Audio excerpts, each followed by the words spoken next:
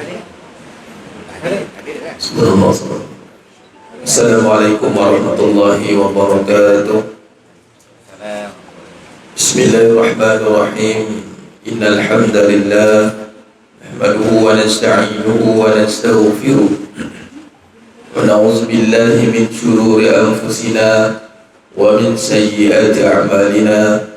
Man yahdihillahu fala mudilla lahu wa man yudlil fala hadiya lahu. Ashhadu an la ilaha illallah wahdahu la syarika lah wa ashhadu anna Muhammadan 'abduhu wa rasuluh. Allahumma shalli 'ala sayyidina Muhammad wa 'ala ali sayyidina Muhammad. Rabbi yassir wa la tu'assir, rabbi tammim bil khair. Rabbi shrah li sadri wa yassir li amri wahlul 'uqdatam min lisani yafqahu qawli. Allahumma aftah alaina hikmataka wa anshur alaina min khazaini rahmatika ya arhamar rahimin. Wallahu allazi la ilaha illa huwa alimul ghaibi wasyahada wa rahmanur rahim. Wallahu allazi la ilaha illa huwa al-malikul quddus al-malikul quddus as-salamul mu'minul muhaiminul azizul jabbarul mutakabbir. Subhanallahi amma yushrikun. Wallahu al-khaliqul bari'ul musawwiru lahul asma'ul husna yusabbihu lahu ma fis samawati wal ard wa huwal azizul hakim. Wa la hawla wa la quwwata illa billahil aliyyil azim. Wa la manja minallah illa ilayhi, amma ba'du. Ayuhal mu'minun ittaqullah usikum wa iyaya bittaqullah faqad fazal muttaqun. Sidang jemaah yang dimuliakan Allah Subhanahu wa taala, mudah-mudahan kita semua tergolong dalam golongan hamba-hambanya yang benar-benar bersyukur. Amin ya rabbal alamin. Alhamdulillah, syukur pada Allah SWT pada pagi yang penuh barakah ni. Alhamdulillah, di waktu duha Allah SWT mengizinkan kita lagi sekali untuk berkumpul di dalam Raudhah min Riyadil Jannah, taman-taman surga. Antara tempat yang mana kalau kita lihat di dunia ini yang menjadi tumpuan kepada manusia untuk menghadiri, mendatangkan diri dia, yakni memberi masa hadirkan diri, itu di taman-taman ataupun di tempat-tempat yang menjadi tumpuan, yang mana padanya itu ada perhiasan, kecantikan. Maka perhiasan atau kecantikan tempat bagi orang yang beriman itu adalah berada di dalam Raudhah, ini taman surga, Raudhah min Riyadil Jannah. Di dunia ni taman surga itu adalah majlis ilmu. Kita menghadirkan diri datang ke tempat yang mana dinisbahkan oleh baginda Nabi Muhammad sallallahu alaihi wasallam, itu di tempat yang padanya ada majlis zikrullah. Maka umpama kita datang ke taman yang mana kalau dilihat di dunia ni menjadi tumpuan manusia, datang ke tempat-tempat yang indah, peranginan, tempat-tempat yang indah, cantik, sudah pasti mereka yang memilih atau menghadirkan diri pada tempat-tempat yang menjadi taman sebenarnya utama, walaupun tidak nampak pada zahir mata, tapi hakikatnya dia sedang berada di taman yang akan insya-Allah dia akan bertemu kembali taman itu pada nyatanya nanti di syurga nanti. Amin ya rabbal alamin. Alhamdulillah. Sebab itu kita hari ini berusaha sedaya boleh, insya-Allah dengan ikhtiar yang Allah berikan, tenaga yang Allah adakan, untuk kita bersama hari ini. Kalau orang kata apa, jalan yang disebut tentang kita nak menjaga jalan ada penghubung. Bila tertutup jalan, terputus jalan, kita takkan sampai. Contoh macam highway kan, hari ini ialah minggu cuti, dah masuk waktu cuti, ada perkara yang menjadi tumpuan adalah jalan raya, penuh lah. Sebab apa? Penghubung. Jadi kalau jalan ni terputus, tak dijaga dengan baik, maka takkan ke mana-mana lah sesiapa pun. Kadang-kadang pun sebab jalan tu jam pun, orang pun malas nak ke mana-mana pun, sama juga. Bermaksud jalan ni menjadi perkara penting yang tidak boleh ditutup, tidak boleh terhalang, tidak boleh. Dia mesti kena ada sentiasa terjaga dan terpelihara, maintenance yang bagus. Maka di situlah kalau kita lihat jalan kita menuju ke syurga. jalan ini mestilah sentiasa terjaga dan mestilah sentiasa ada pengawasan yang baik, dan kita tidak akan boleh berhentikan dia, tutup dia. Kalau kita renung pada perbahasan datangnya, bila datang bulan Ramadan, futihat abwabul jannah, dibukakan pintu syurga, wa ghulliqat abwabun nar, ditutup rapat pintu neraka. Maka bila habis bulan Ramadan, maka tutup kembalilah pintu syurga itu, kemungkinan terbuka kembali pintu neraka, kemungkinan ibrahnya. Tapi walaupun dah tutup, pada majaz tu ibarat contoh makna kata terbuka pintu syurga tu, jalan-jalan kebaikan tu menjadi mudah. Kita nak buat amal kebaikan, amal ketaatan jadi ringan, terutamanya solat. Kita boleh tinggi lama dalam bab solat. Nah, jadi janganlah kita yang menutup sendiri jalan itu. Itu maksud dia. Setiap kebaikan yang kita lakukan itu, kata Nabi SAW, bersempena dengan bulan kelahiran bagi Nabi Muhammad SAW. So, kita mengenang apa yang Nabi SAW sampaikan, terutama melalui kalam-kalam beliau, qala Rasul, yang mana Nabi SAW bersabda mafhum hadis, alaikum bis-sidq, hendaklah kamu jujur, hendaklah kamu benar. Fa inna sidq yahdi ilal bir, sesungguhnya kebenaran itu membawa kepada kebaikan. Wa innal bir yahdi ilal jannah, sesungguhnya kebaikan itu membawa kamu ke syurga. Yang pertama, kita kena duduk dalam jalan yang benar, yakni bagaimana nak mengetahui jalan yang benar? Bermula dengan ilmu yang benar.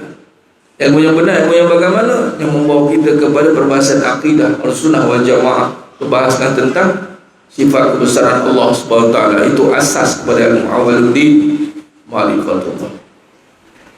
Memahami dengan ilmu yang benar itu, kalau nak lihat bagaimana Ustaz, ilmu yang benar itu dia akan membawa kita kepada kebaikan. Dia akan ada kekuatan untuk melakukan kebaikan, yang mana kebaikan itu tidak lagi bergantung kepada keadaan, tidak bergantung kepada perasaan, tidak bergantung lagi kepada kebendaan. Dia tak kira dah kiri kanan dah. Nak tengok dia berada di ilmu yang benar atau tidak, kebaikan dia itu tidak akan terganggu.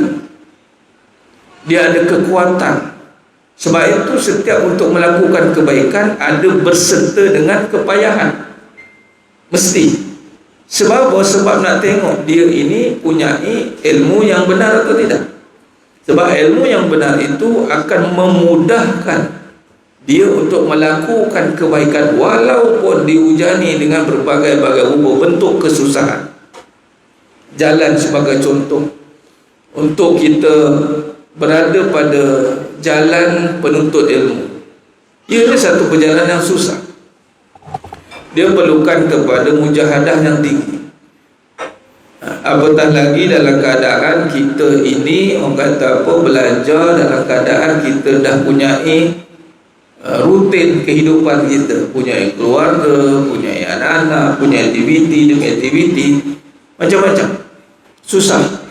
Tetapi apabila benar tekad kita dengan niat yang tadi, bila kata ilmu yang benar itu bermula dengan niat yang benar.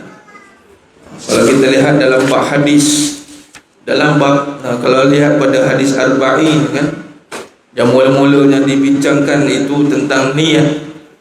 Amirul Mukminin Abi Hafsin Umar bin Khattab radhiyallahu anhu qala, sami'tu Rasulullah sallallahu alaihi wasallam yaqul, innamal a'malu binniyat wa innamal likulli imri'in ma nawa. Faman kanat hijratuhu ila Allah wa rasulih fa hijratuhu ila Allah wa rasulih.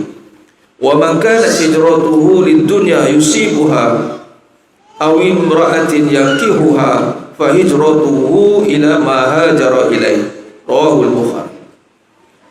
Daripada Amirul Mukminin Abu Hafs Umar bin Khattab radhiyallahu anhu, bahawa beliau berkata, aku telah mendengar Rasulullah sallallahu alaihi wasallam bersabda, sesungguhnya amalan-amalan itu adalah bergantung pada niat, dan sesungguhnya bagi setiap orang itu apa yang telah diniatkan.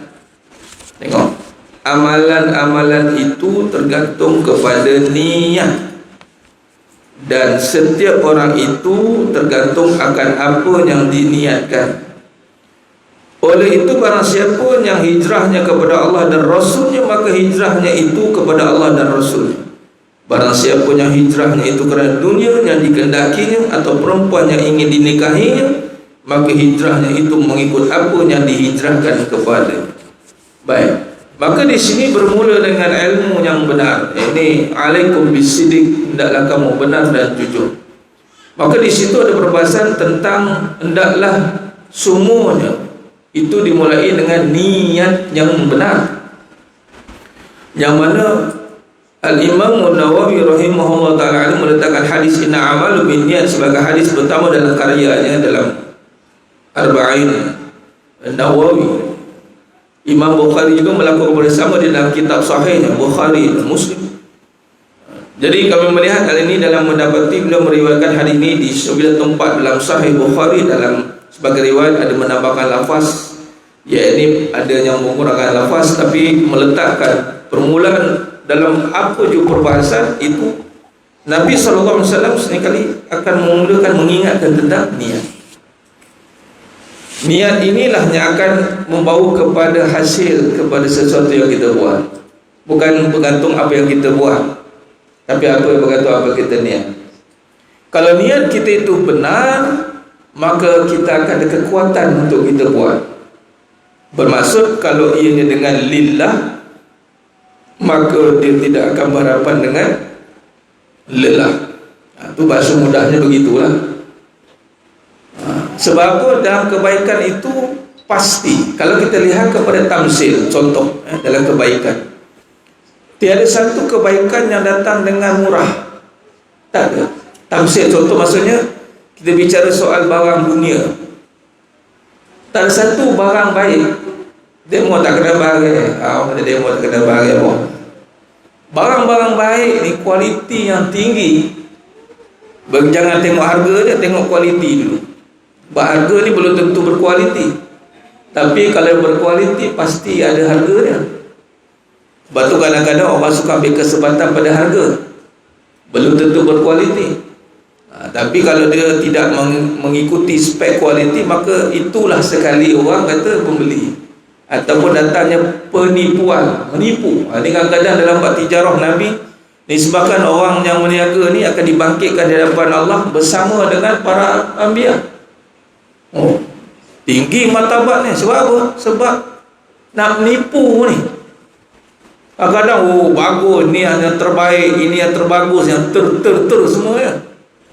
Tapi timbang kilo, timbang kilo kawan.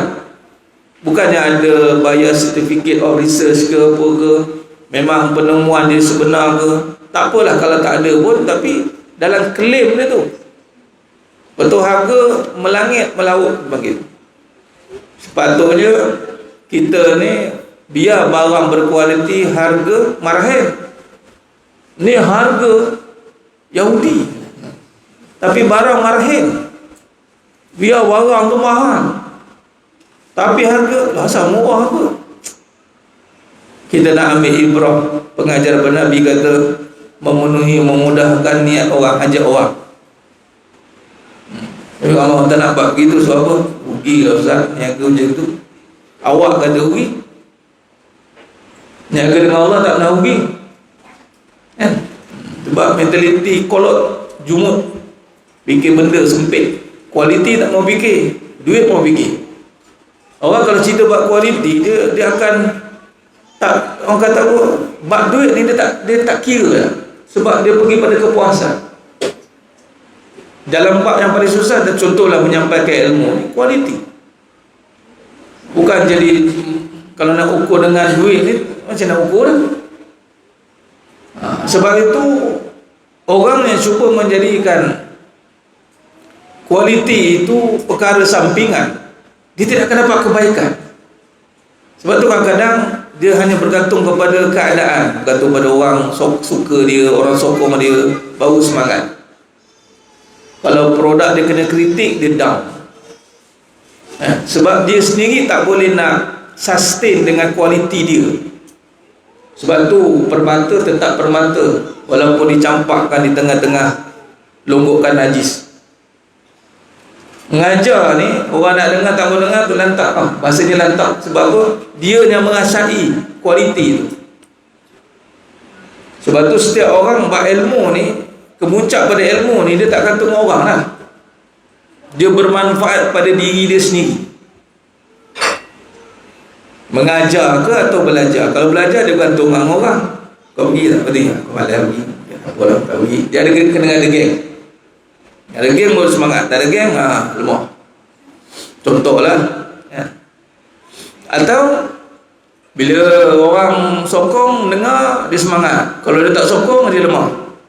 Maknanya dia tak ada kualiti. Kualiti ni maksudnya dia punya kebaikan yang tersendiri. Itu bermula dengan niat yang benar tadi. Kalau sampai kepada Allah, dia panggil ikhlas. Itu high class. Orang ikhlas ni, dia bukannya, sebab tu orang ikhlas, dia tak cara orang. Bukan tak cara orang, bukan maksud dia tak peduli orang. Maksud dia tak pentingkan orang terima kasih kat dia. Barang mahal, dia tak perlu orang puji. Barang berkualiti, bukan mahal, barang berkualiti tak perlu orang puji. Sebab dia dah tersedia berkualiti. Barang yang nak kena puji ni barang yang tempelan. Dia perlukan orang puji baru dia ada naik. Sebab tu orang ikhlas, dia puas, dia high class, ikhlas is high class. Dia ada kepuasan, dia ada pergi kepada, orang kata apa, walaupun dihujani dengan susah, orang akan kritik dia, akan argue dia.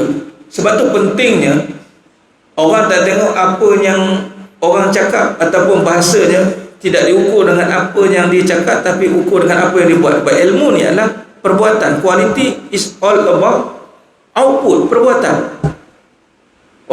Ini penting ni masalah. Sebab bila kita berakidah nanti, kita pun dah pergi ke penutup hari ni, saya nak buka pada soal jawab ya? Soal jawab akidah berdasarkan apa pengajian kita ya? Kalau kita pergi pada output quality, kita tak peduli orang nak downgrade kita, orang nak fitnah kita, orang nak burukkan kita, sebab kita yang merasai kualiti itu. Sebab itu penting. Sebagai contoh ilmu, yang paling kena merasai ilmu, sebagai contoh kita sebagai katalah suami, yang mesti kena merasai diri dan mesti akan ada kesan kepada ahli keluarga, ahli. Ya, ni keluarga akan nampak kualiti suami ni. Suami berkualiti ni, bukan suami biasa-biasa. Adapun kalau pada isteri, suami akan nampak isteri tu berkualiti. Ingat, sebab niat menuju kepada Allah itu yang benar adalah yang original, yang pure, yang berkualiti. Menunjukkan isteri ni bila kata berkualiti, berbalik kepada konsep kualiti yang tidak perlukan keadaan, pujian, apa tak perlu, sebab dia sudah ada itself, by itself. Dia dah ada reward dia sendiri. Dia tak perlu cari reward orang dah. Tak perlu cari reward diri dia, tak ada. Sebab permata tak perlukan reward lain. Dia dah permata. Tengok contoh Allah, ya'lu wa la yu'la alaihi, Islam tu tinggi dan tak ada lebih tinggi, dan Allah Rabbul Jalil Zul Jalali wal Ikram, the ultimate mulia itu Allah. Sebab tu Allah tak perlukan makhluk.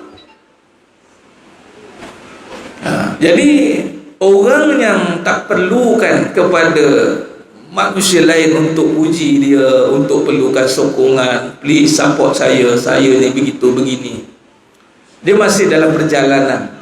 Kita tak katalah dia tak sampai, tapi dia dalam perjalanan, sehinggalah dia mencapai tahap tadi, bir, kebaikan. Yahdi ilal bir, kebaikan. Kalau betul lah pergi mengaji itu betul-betul kebaikan, dia akan rasa kualiti dalam diri dia, dan dia tak rasa macam satu benda yang buang masa. Tak ada orang rasa buang masa kalau benda tu berkualiti. Nak menumpukan satu permata tu, duk apa kata apa, nak ukir dia. Orang tak kata buang masa aku mengukir permata ni, tak. Malah dia sanggup habiskan masa untuk permata. Jadi mau masuk, kalau dia kata dia pergi pada keluarga dia, tiba-tiba dia rasa buang masa dengan keluarga dia. Boleh jadi keluarga dia tak ada kualiti atau dia tak ada kualiti. Dalam pengajian dia ada turun naik, kejap ya kejap tidak. Dia yang nak cerita, dia tak boleh ingat. Contoh, niat tadi tak gantung dengan orang kan, tak gantung dengan apa-apa, gantung dengan Allah. Sebab itu niat nanti dia akan pergi pada sumastaqim, istiqomah. Kalau dia istiqomah mengaji, dia orang berkualiti. Kalau dia istiqomah mengajar, dia orang berkualiti. Itu maksud dia. Bukan istiqomah ni tengok orang dah tak ramai dah. Dia bukan orang ramai tak ramai. Dia tengok dia mengajar lagi tak? Tu. Dia mengaji lagi tak? Ataupun makam dia mengaji dah sampai mengajar. Bukan kata dah tak mengaji dah. Dia setiap orang ada Allah takdir kan.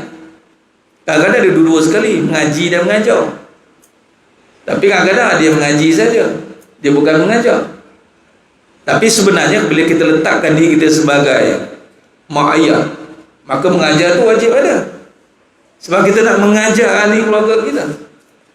Biar mak ayah ni, anak-anak melihat mak ayah ni guru. Guruku, ibuku. Tu ayat tu, tagline yang saya simpan dan saya akan viralkan nanti. Berapa ramai anak-anak dia tengok mak dia tu guru dia. Kadang-kadang kita rasa bangga, ustaz dia mengajar untuk mengajar kita, baguslah. Tapi ada tak dia cakap mak saya ajar gini, mak saya ajar begini. Kan indah kalau anak cakap macam itu kan. Kan indah lah. Kalau tak dapat tak apalah, jangan sedih pula.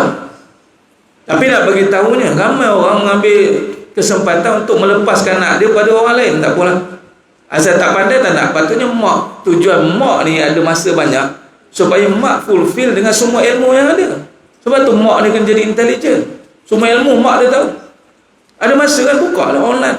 Ilmu apa kau tanya tadi? Mak belajar je. Mak jawab balik. Ilmu apa tadi kamu tanya dia? Biar first hand dapat kamu ayah. Tu maksudnya. Kena. Jangan kata saya tak pandai ustaz, tak pandai. Sampai ke sudah tak pandai. Sampai ke sudah. Maksud kata kita nak letak kualiti dalam hidup bir ni, kebaikan yang berkualiti, kebaikan yang takkan ada henti, unstoppable. Dia bagi jariah. Ilmu yang berkualiti adalah ilmu yang diwarisi. Terkenang-kenang, terngiang-ngiang ilmu itu di dalam benak hati anak dia. Oh, itu mak yang berkualiti. Dia berjaya membuatkan anaknya terbayang-bayang mana-mana je. Mak aku cakap begini jangan. Ayah aku cakap begini jangan. Ini challenging untuk kita sebagai parent. Bagaimana anak ni, ni saya cerita sikit dalam parenting. Betul, anak ni dia perhati kita. Walaupun dia tak cakap. Sampai tahap dia admire kat kita. Dia jadikan kita sebagai, panggil apa? Ikutan. Dia tengok mak dia pakai apa. Sebab tu senang kalau nak mengajar anak. Kalau mak dia, macam anak perempuan kan, kadang buat konten, payahnya jaga anak perempuan, payahnya jaga anak perempuan. Jaga bini kau dulu. Sehari kau cakap anak perempuan dengan sini, kau buat macam umi kau buat. Simple. Umi kau pakai apa, pakai.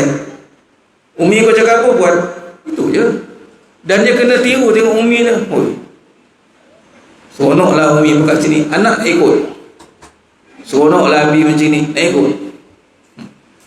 Ni contoh kan. Contohlah cerita live. Biarlah depan-depan. Contoh kali sekarang anak lelaki koyum ada, mati. Contoh sekali kan. Ni cerita lah. Contoh rambut. Dulu saya pendek kan. Ada perasan tak? Perasan tak?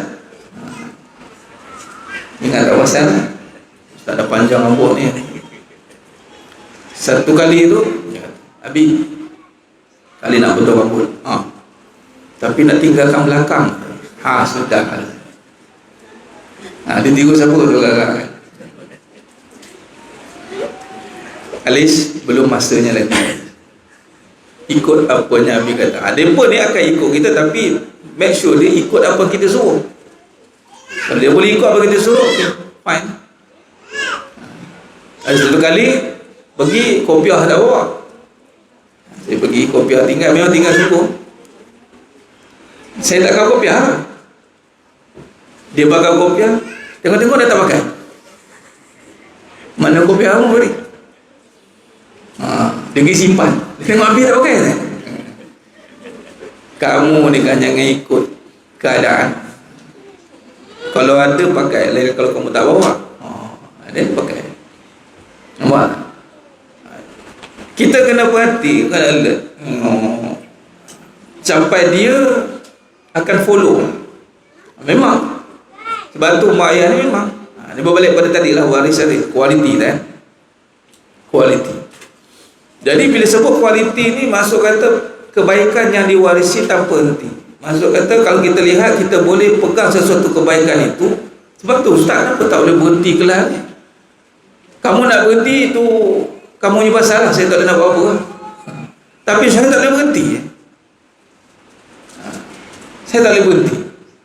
Sebab apa? Sebab kita merasa equality itu dan perlu disebarluaskan setakat mana Allah bagi. Kita bukan pergi kepada volume. Dan kualiti ni bukan cerita banyak.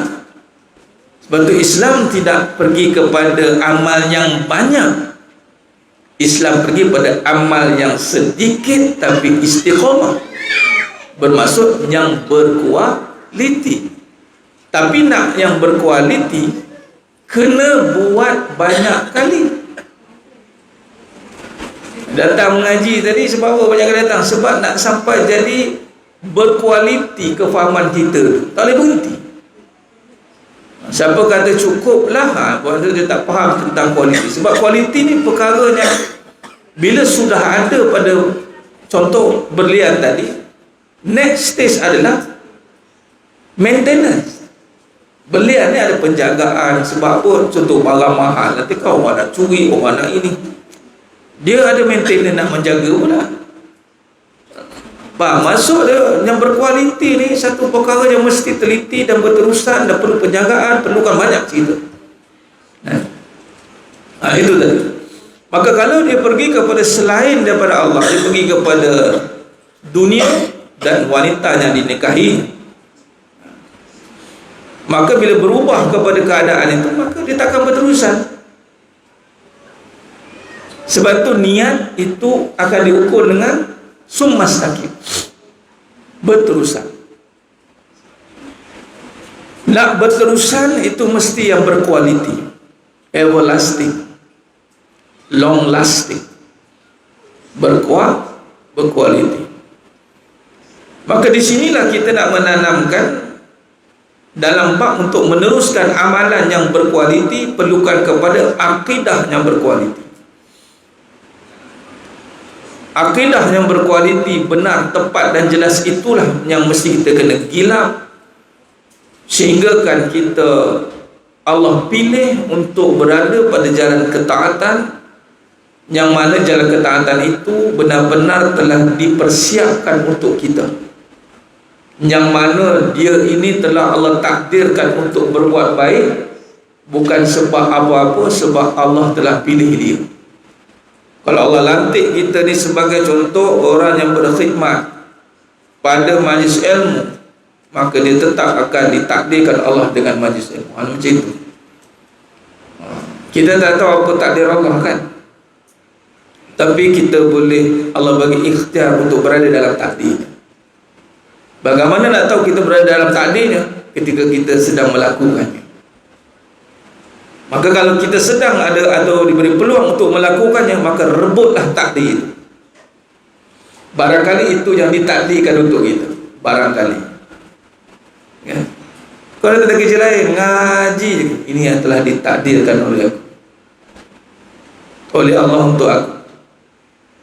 Orang tak ada tempat lain ke? Tak ada itu, tak ada ini ke? Orang dah nampak kau ni, dia dah nampak kita ni cenderung ke mana, maka bersyukurlah.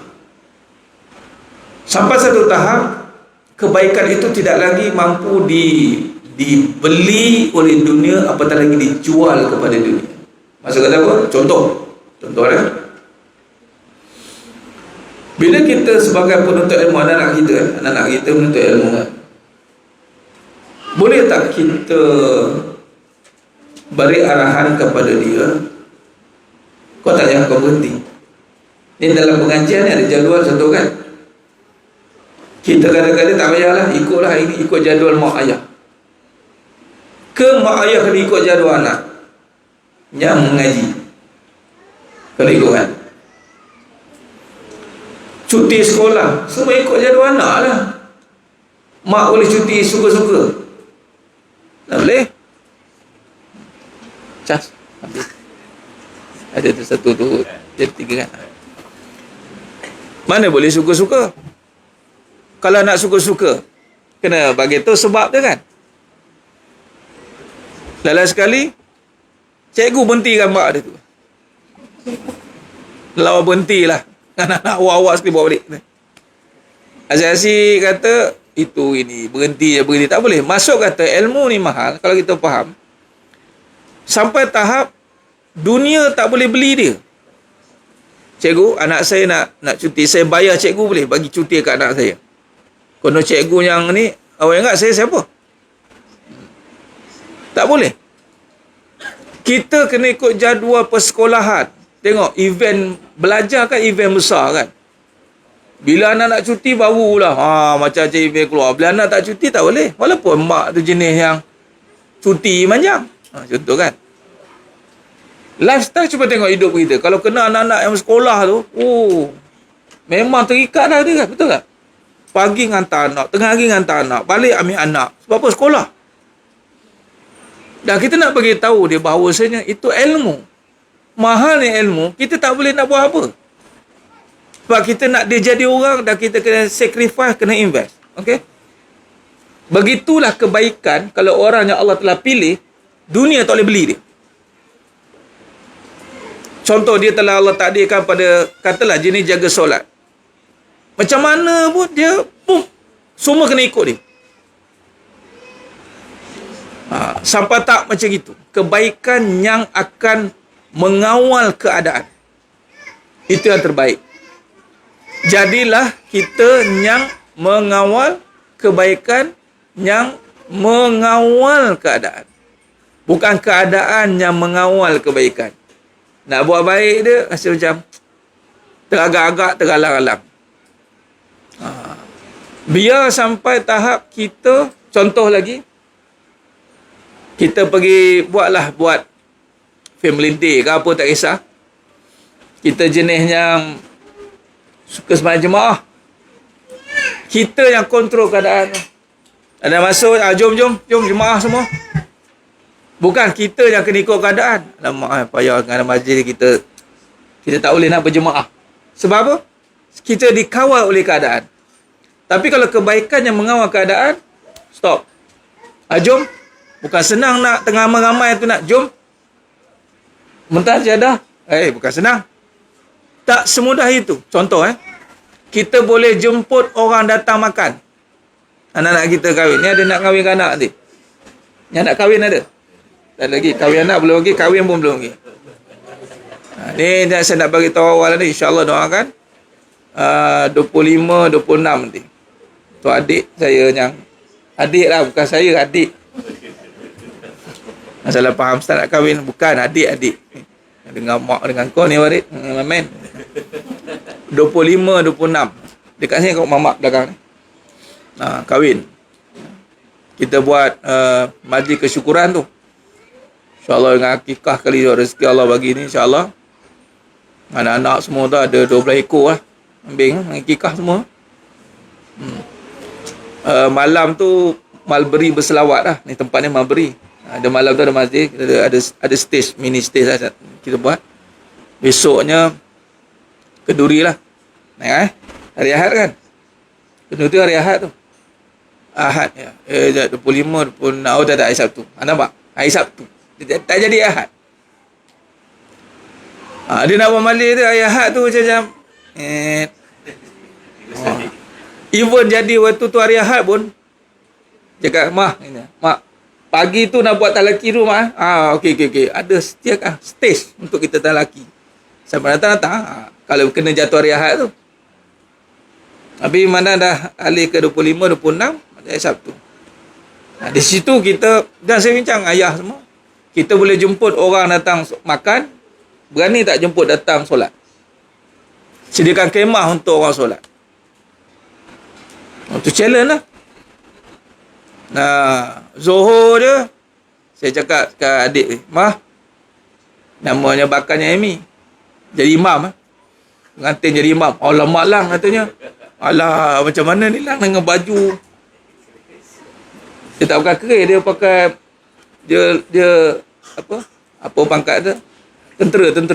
Kenal. Dia pernah pakai baju tu. Ambil uduk saya siap lah tu. Yelah. Tengoklah macam mana kan. Tapi nak bagi tahu tu, Zuhur dia, kita akan announce. Zuhur masuk, siapa dah solat, kita sediakan tempat. Kau nak ikut, tak nak ikut, sudah. Itu saja. Jangan kita terpaksa ikut keadaan. Walau kita keluar berhabis belanja. Betul tak? Kita tuan rumah, keluar puluh-puluh ribu, kita kena ikut. Minta maaf lah, saya susah lah nak tinggalkan majlis. Apa hal? Kita keluar duit. 50,000 sebagainya, 30,000. Tiba-tiba terikat. Ini challenge ni. Saya cakap ni taklah jadi kewajipan. Tapi kan kita ada peruntukan kemah tu. Tak boleh peruntukkan sikit untuk solat. Kan tu event. Kalaupun orang kata, alah ustaz boleh solat kat mana-mana lagi. Itu kamu kata. Tak apalah, kat mana-mana lah. Ini event kita, majlis kita. Kita kena sediakan kemudahan tu. Terutama dalam keluarga tuan rumah lah yang kena buat dulu. Mereka nak ikut tu, mereka punya pasal. Ini kebaikan yang kita cerita buat kualiti dan dia melibatkan akidah. Kita ada satu keyakinan. Dan bila sampai keyakinan itu, kita sanggup korbankan dunia lah. Sampai tahap macam tu. Mengorbankan masa, tenaga semua. Kan? Kebaikan yang kita nak pertahankan itu. Bukan ikut keadaan. Macam contoh. Ada yang bertanya, ini hari Alhamdulillah. Ini 15 kan? Bulan tahun kelahiran lah. Zaujah nombor 2 tu. Mi. Tu besok nanti kan nak prepare untuk operation. Kita tak akan ikut keadaan. Keadaan ikut kita. Saya tak pernah untuk kata apa-apa. Even Alhamdulillah saya di Pusrawi tu. Pusrawi Damansara tu. Tolak Raudah dekat Ustaz Universiti. Masuk ni 9 orang kat situ. Datang-datang situ jadi investor besar. Investor besar. Okey, Ustaz. Okey. Saya datang, ni operasi yang ketiga. Saya tak cakap apa.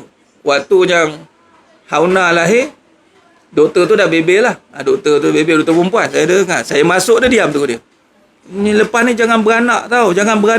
Ni payah memupuk apa. Saya masuk dia. Diam tu kawan tu. Dengar cerita, doktor-doktor tu pun dah tak ada dah. Doktor perempuan. Dia dah tukar management. Sekarang yang handle Dr. Zul. Dr. Zul walaupun lelaki tapi dia pakar dalam bab operation. Dia memang doktor pakar situ. Ada doktor perempuan sekali dah. Saya tak cakap apa. Saya tengok. Saya dengar apa. Saya takkan kata tolonglah doktor tak. Saya cakap apa yang terjadi, kebaikan itu akan tentukan keadaan tu. Bukan keadaan akan tentukan kebaikan. Saya nak yang terbaik dan kebaikan itu akan datang. Dan dia akan follow. Dan dia kata, kami dah meeting Ustaz, kami nak mikirkan yang terbaik untuk Ustaz. Dia cakap gitu.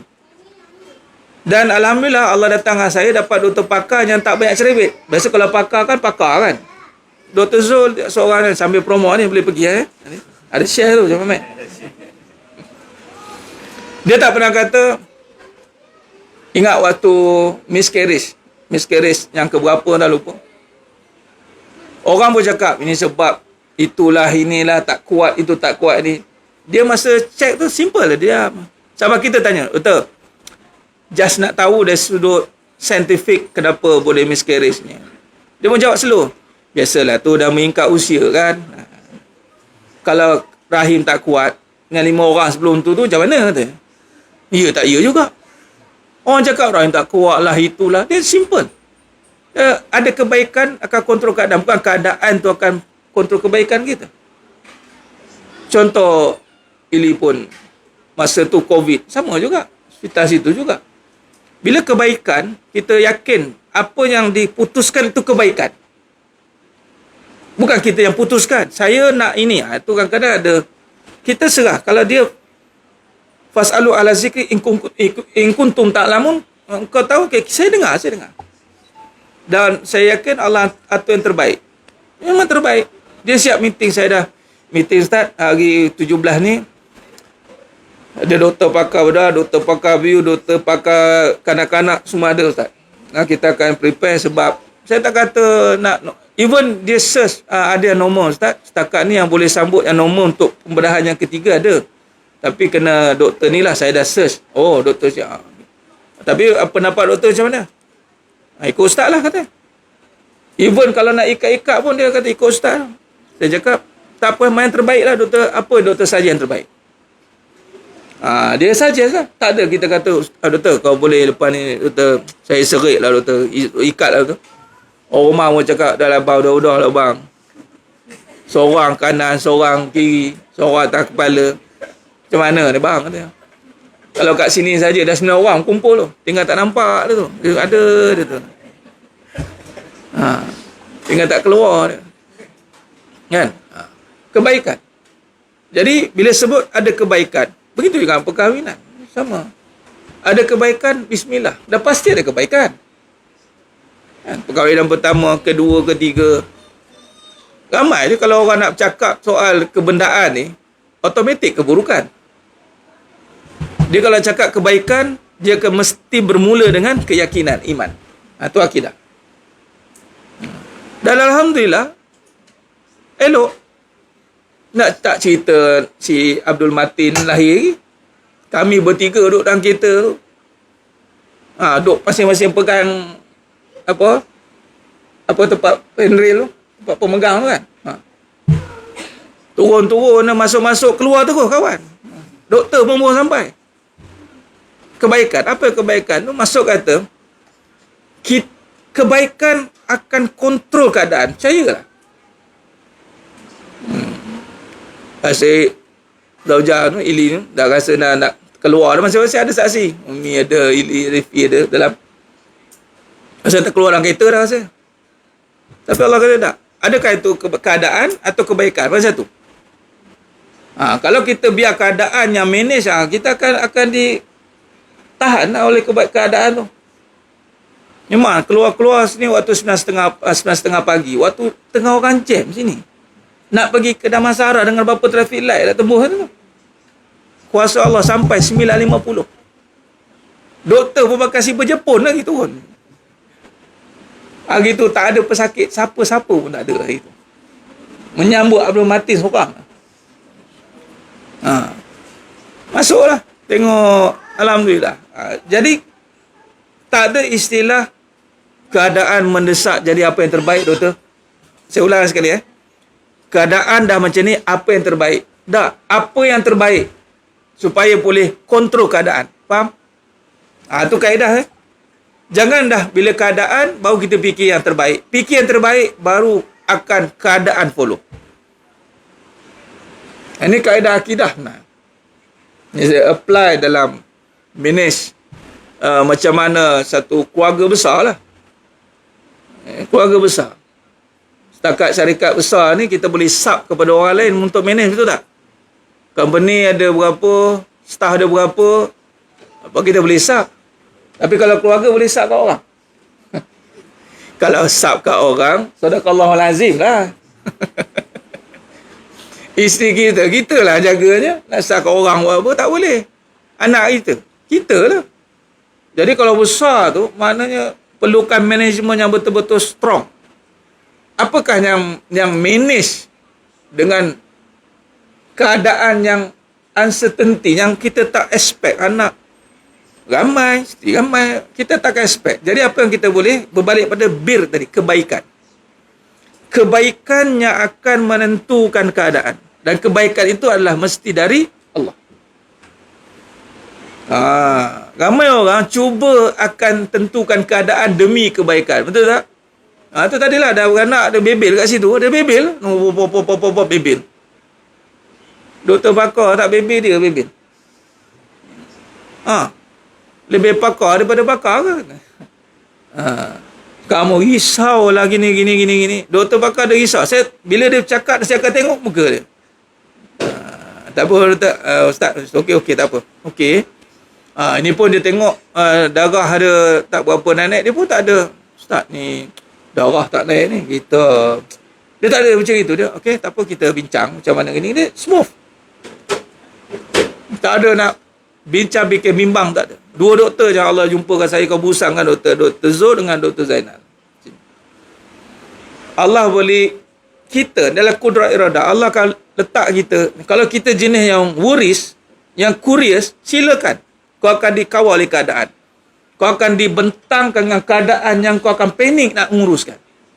Wah, waktu tu kita termenung, apa kebaikan nak pakai? Baru fikir kebaikan. Sebab apa? Keadaan duduk depan. Sekarang kebaikan duduk depan. Keadaan duduk belakang. Kebaikan ni subjektif. Nak pegang kebaikan itu mesti dengan niat kerana Allah tadi tu. Niat. Dia niat sungguh-sungguh kerana Allah. Dia ni kita ni nak melihat kekuasaan Allah. Antaranya itulah. Melihat, ya Allah, apa sahaja yang berlaku dalam hidupku ini, ya Allah, aku nak melihat kebesaran-Mu. Itu antara juga. Maka setiap yang berlaku ada kebaikan yang akan membawa perbahasan kekuasaan Allah yang menyebabkan keadaan jadi teratur dan terkawal. Walaupun keadaan itu sebenarnya boleh dijadi luar kawalan. Yang paling terdekat itulah tadi yang bawa kereta, isi sebelah nak bersalin. Tangan sebelah sini, tangan kiri kat sini.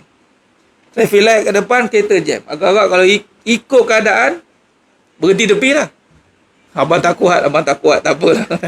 Tak apalah, kita serah pada Allah lah ni. Dan serah pada Allah. Padahal dah serah pada keadaan. Sebab tu orang beriman, never surrender. Till the end. Hingga ketitisan darah terakhir.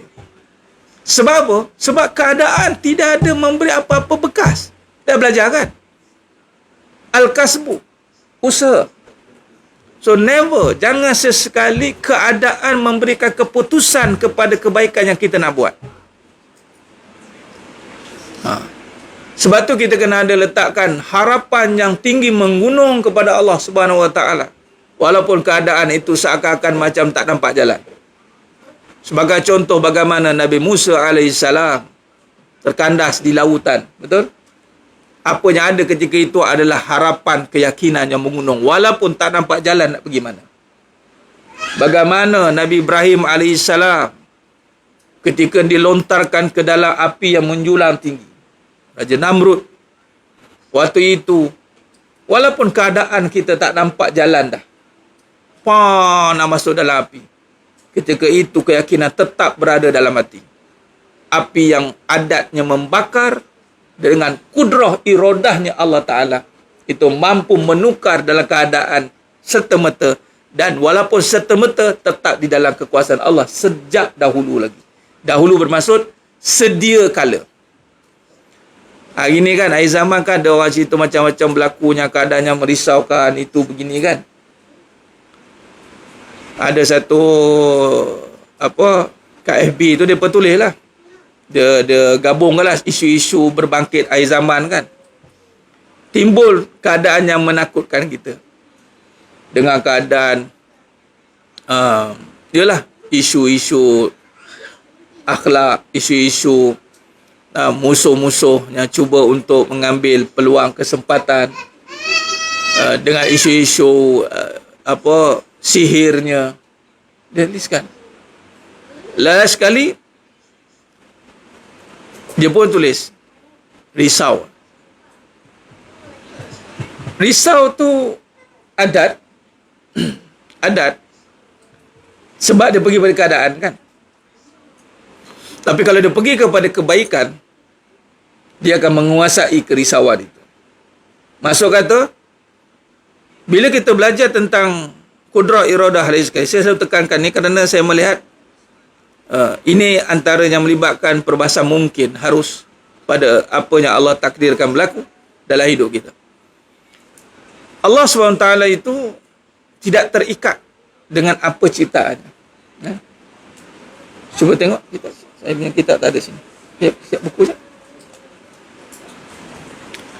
Dalam perbahasan tanda.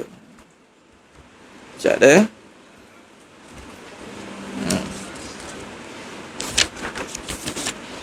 Kudrah iradah. Saya nak tengok.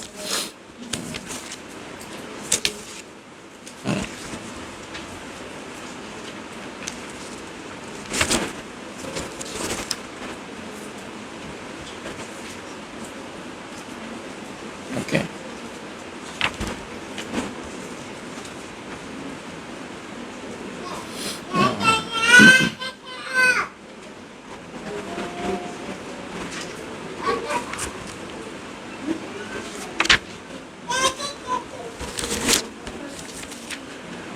Okey.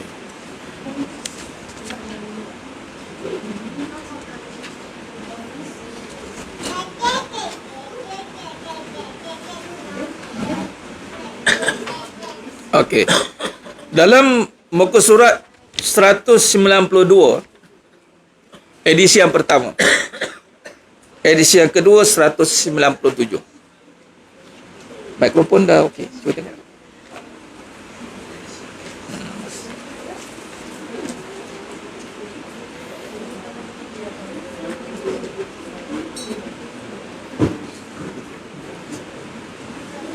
Allahumma salli ala sayyidina Muhammad wa ala sallam.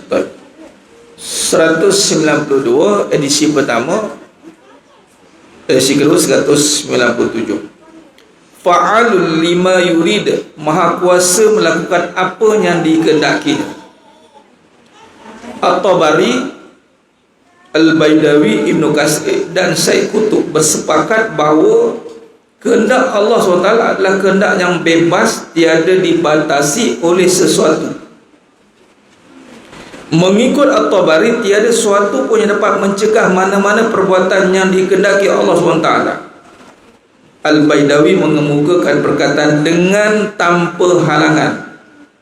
Seterusnya Ibnu Katsir berpendapat bahawa apa-apa jua yang dikehendaki tidak ada balasan bagi keputusannya, istighna, dan tidak ditanya tentang perbuatannya kerana kebesarannya, kekuatannya, mengetahui yang benarnya dan keadilannya. Selanjutnya Syekh Qutb berpendapat bahawa sifat-sifat ini menggambarkan kekuasaan dan iradah Allah Subhanahu wa taala yang mutlak. Mengikut Syekh Qutb, kehendak Allah SWT adalah penentu pada keputusan dan undang-undang dan bukannya terikat dan terbatas dengan undang-undang itu.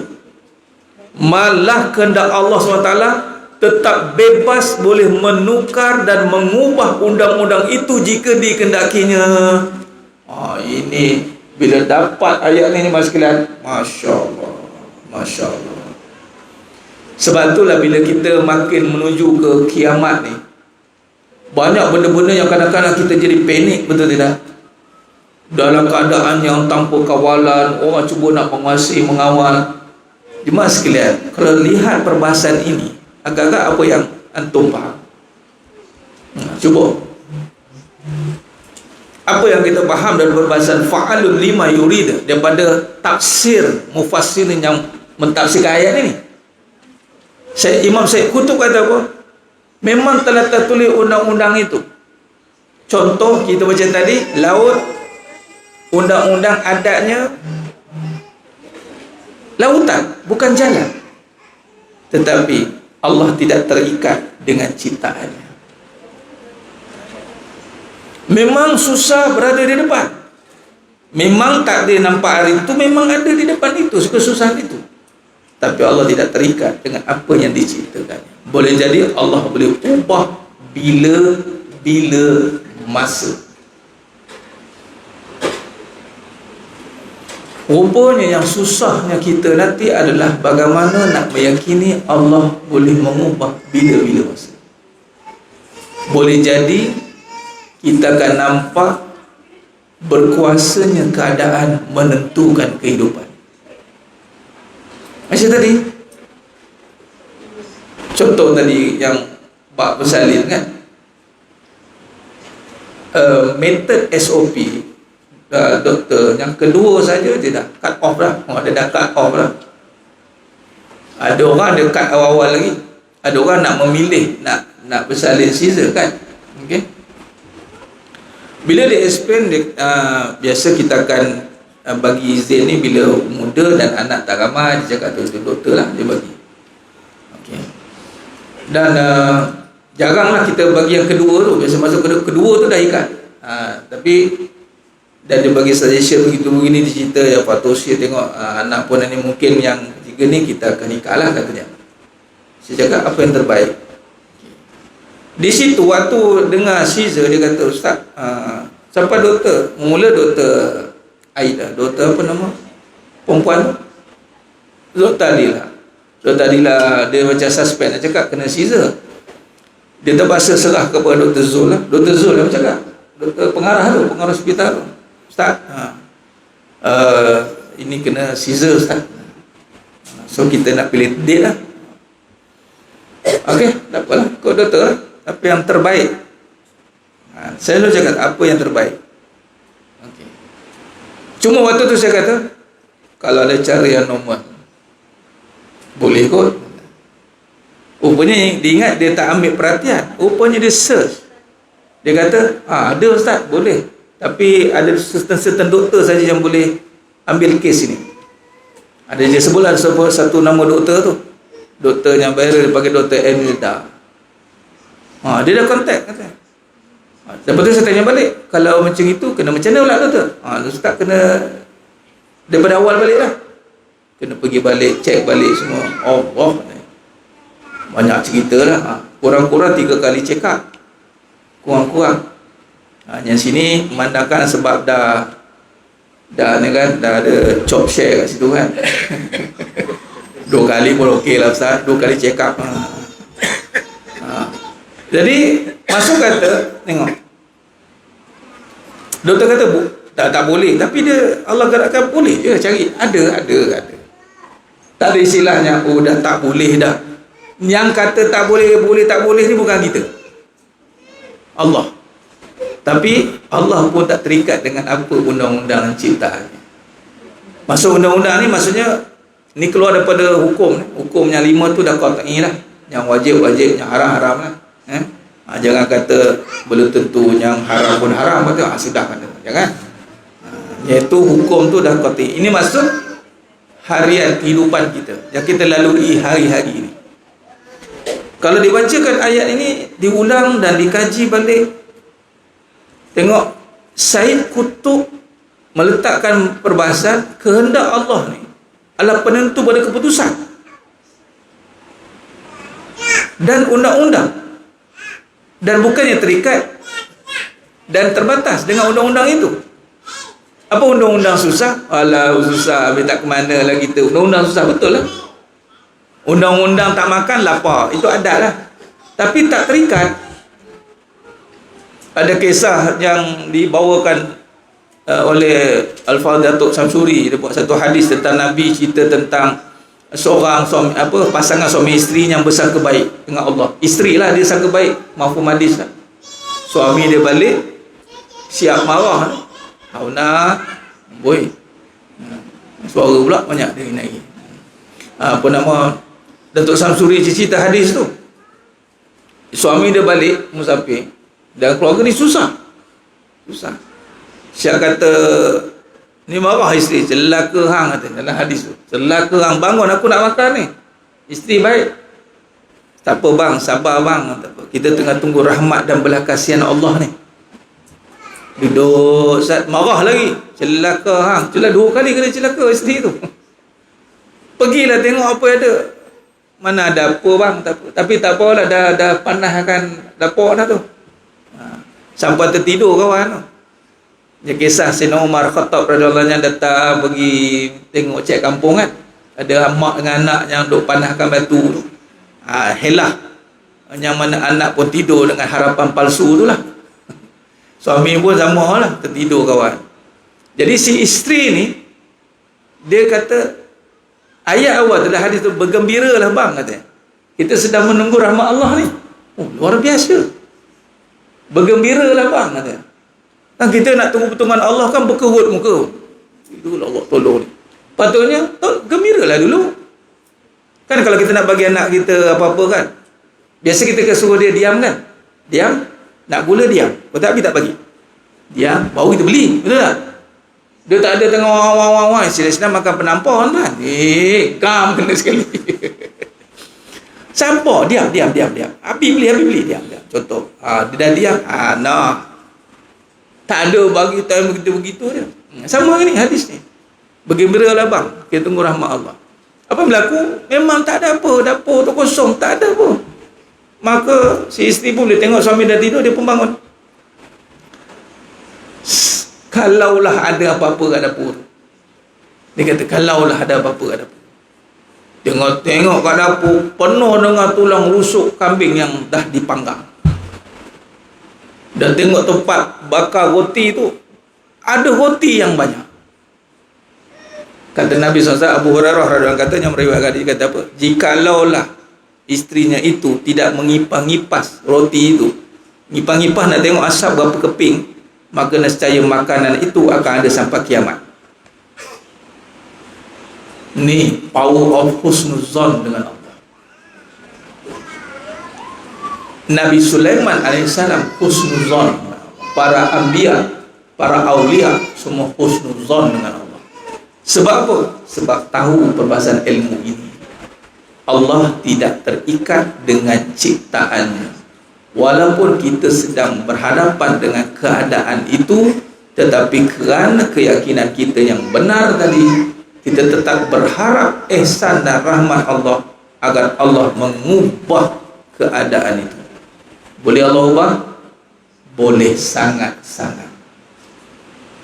Sebab itu baru kita sedar kenapalah susah dalam hidup aku ni. Rupanya Allah nak ajar kita. Susah tentukan kau ke aku tentukan yang susah tu buat apa? Susah yang menentukan kau ataupun aku yang menentukan engkau susah buat apa? Faham? Ada orang bila tengok susah dia dah panik. Bila tengok penyakit dia dah panik.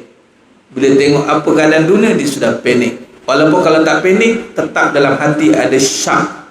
Boleh ke? Yang ini kita nak hapuskan ni. Susah memang tetap susah. Sebab nak latih kita yakin dengan Allah. Itu saja. Kalau senang, mungkin jadi macam Fir'aun. Fir'aun itu senang semua. Senang semua sampai tahap apa? Sampai tahap ngaku Tuhan. Kita memang setiap masa lah, ya Allah susah, ya Allah. Tapi janganlah kita mengalah. Never surrender. Ingat ayat tu. Never surrender.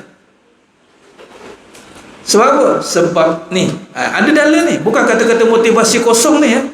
Kadang-kadang kita kan kata-kata motivasi je kan. Dah. Ini bukan kata-kata motivasi. Ini hakikatnya.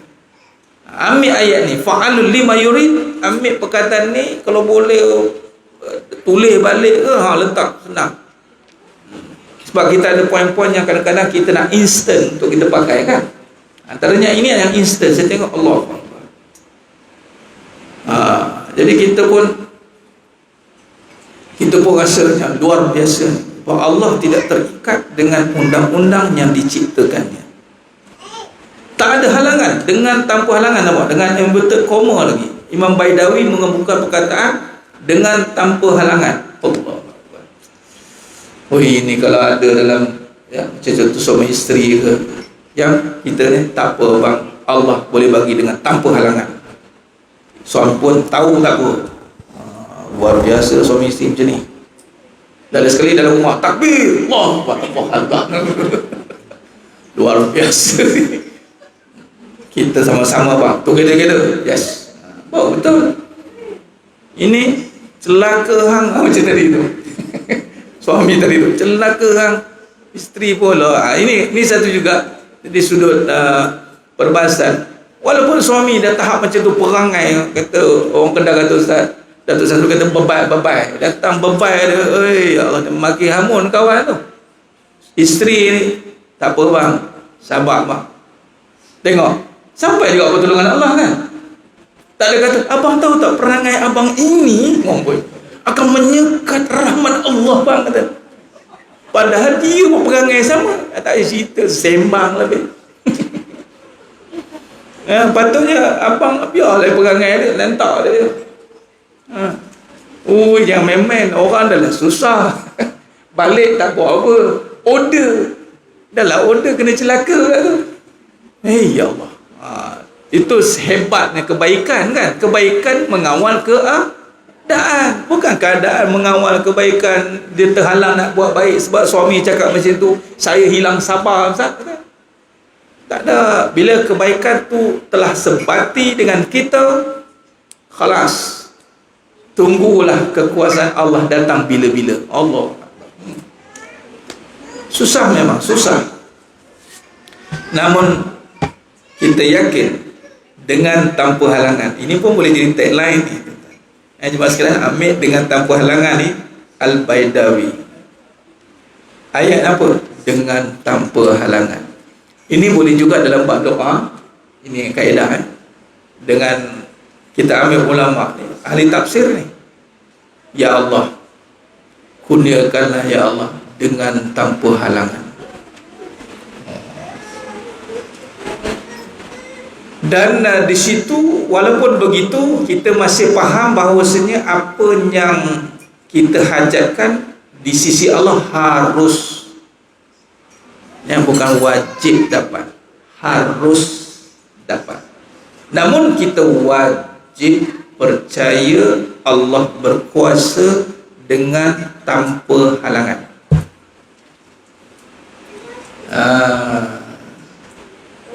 Contoh lagi, kita ingat sini, Allah bagi itu sebab orang tu baik itu, sebab orang tu baik bagi. Belum tentu. Kalau macam tu orang jahat dapat juga. Sebab itu pemberian Allah tak terikat dengan makhluk dalam keadaan apa. Jangan kita letakkan aku ni tak dapat sebab begini, tak payah. Konsisten saja dengan tanpa halangan. Tapi biasanya kalau kita melakukan perkara yang Allah murka, kita tak akan dapat keyakinan ni.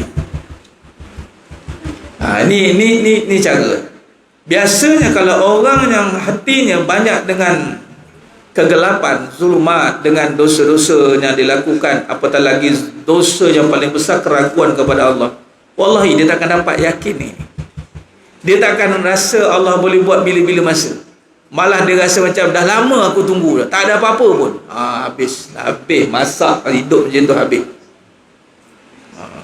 Tapi orang yang yakin Allah bagi dia antara perkara yang nikmat itu adalah bila di dalam hatinya berbuah keyakinan, maka datang padanya itu satu harapan yang tanpa ada batasan. Dengan tanpa halangan aku berharap kepadamu ya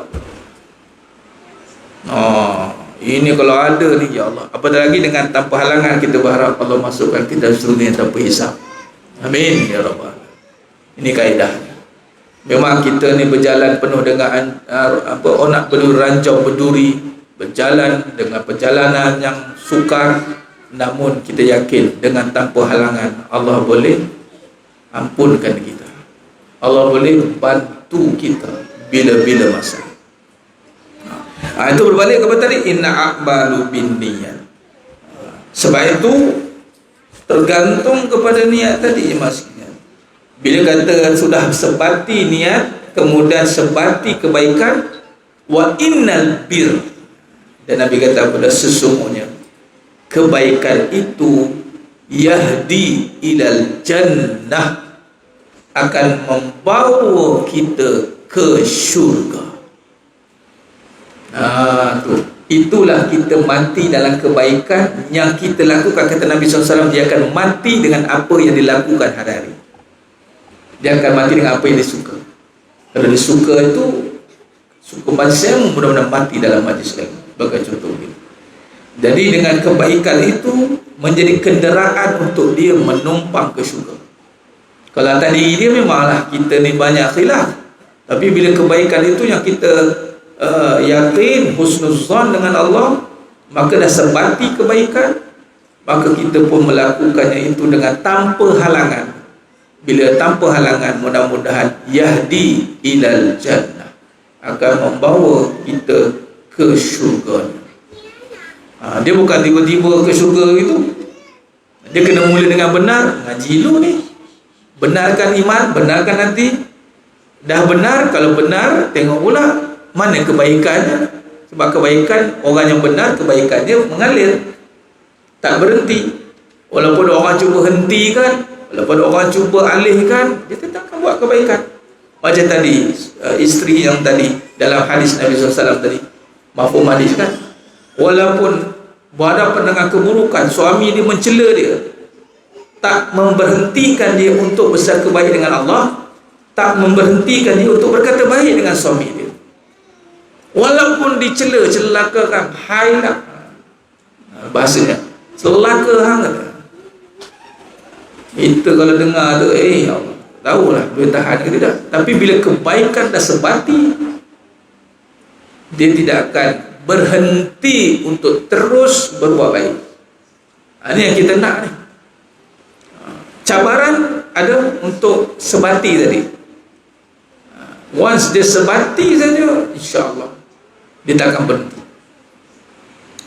Nah, jadi jemaah yang muliakan Allah SWT, begitulah kalau kita lihat bagaimana dalam perbahasan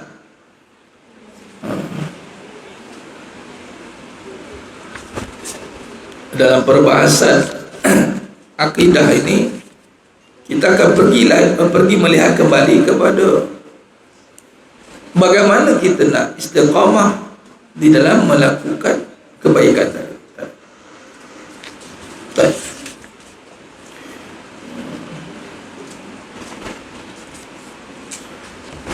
Khair.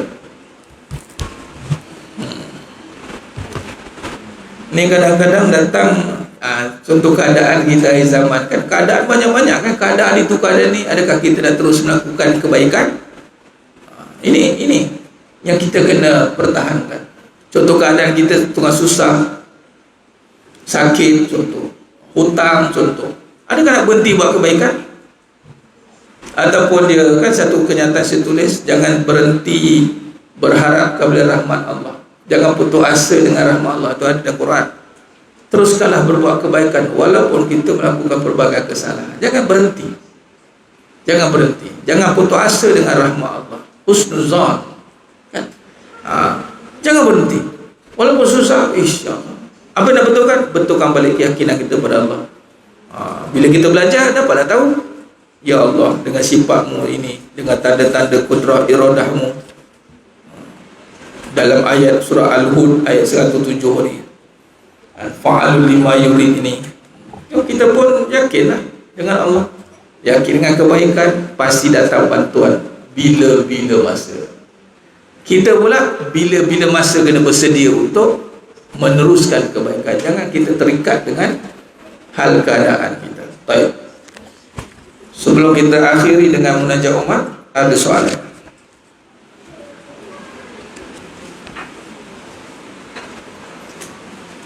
Ya, kalau saya nak bertanya, ada.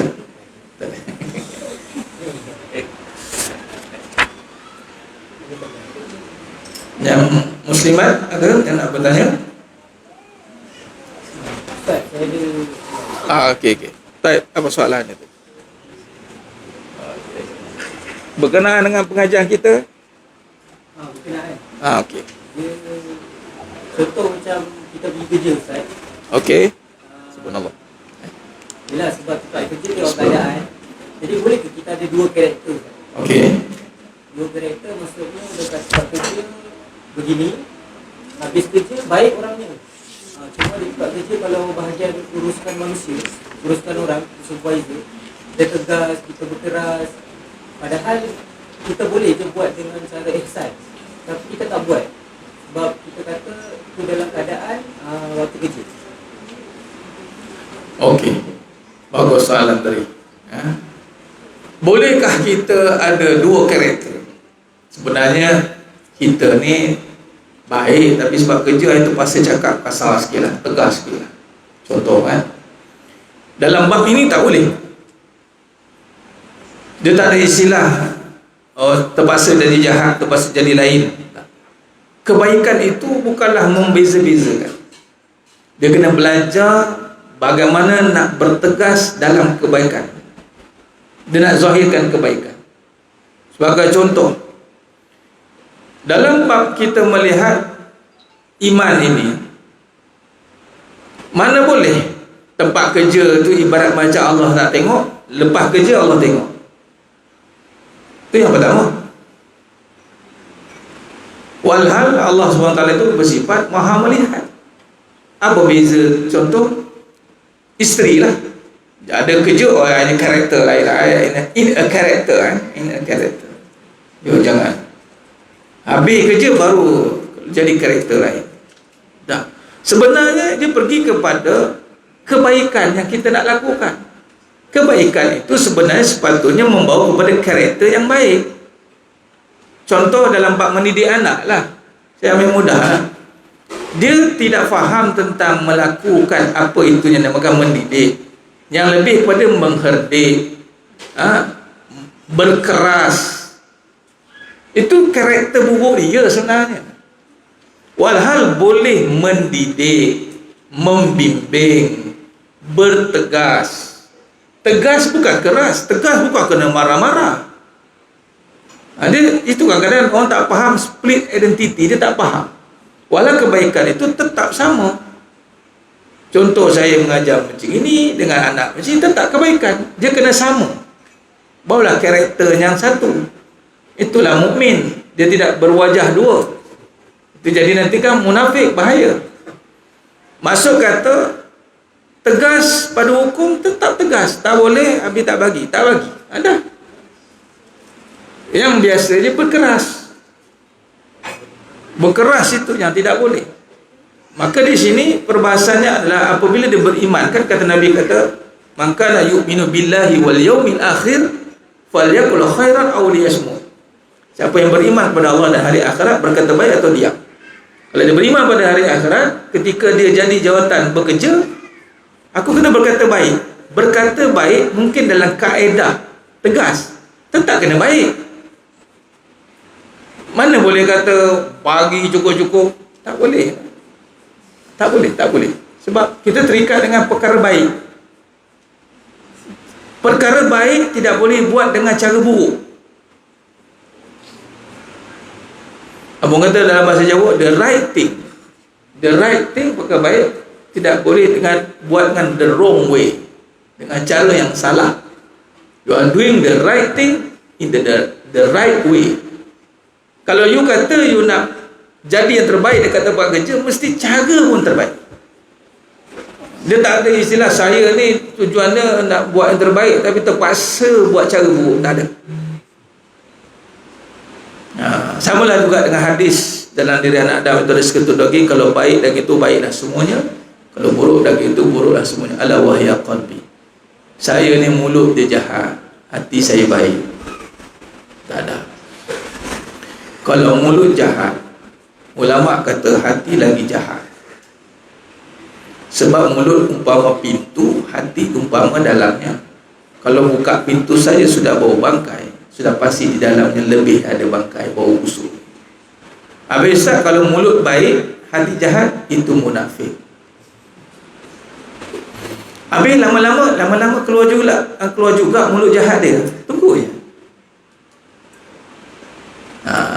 Sebab tu kebaikan ni mesti diuji oleh Allah.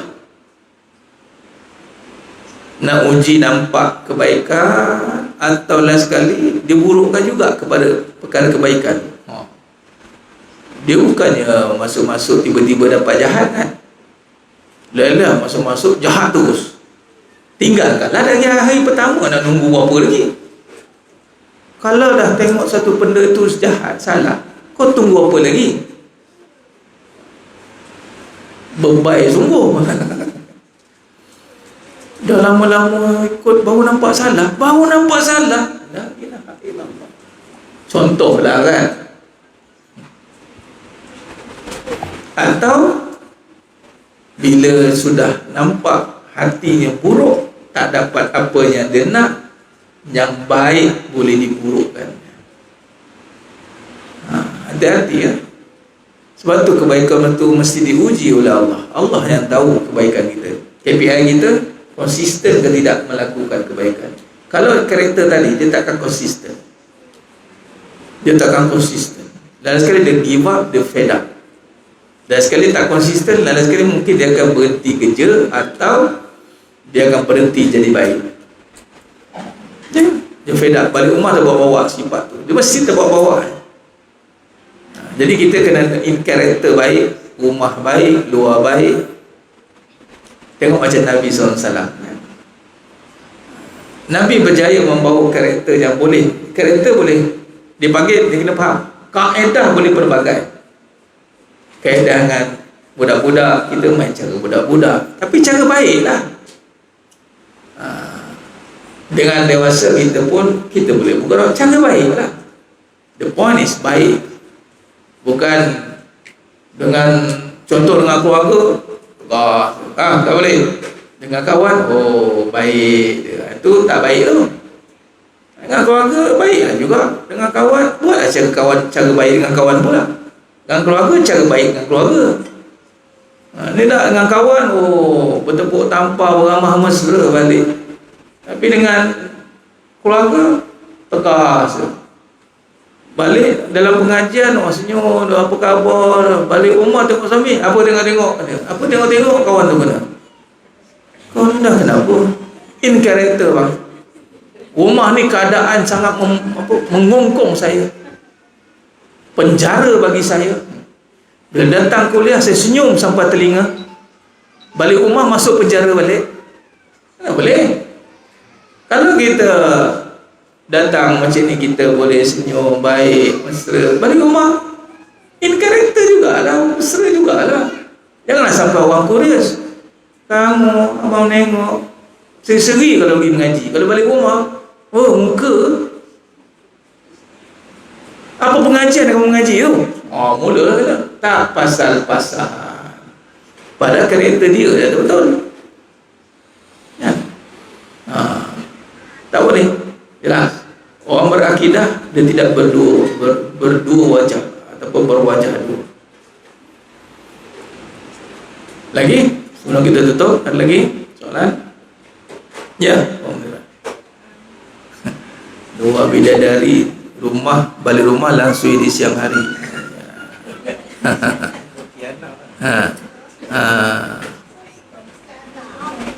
Salam.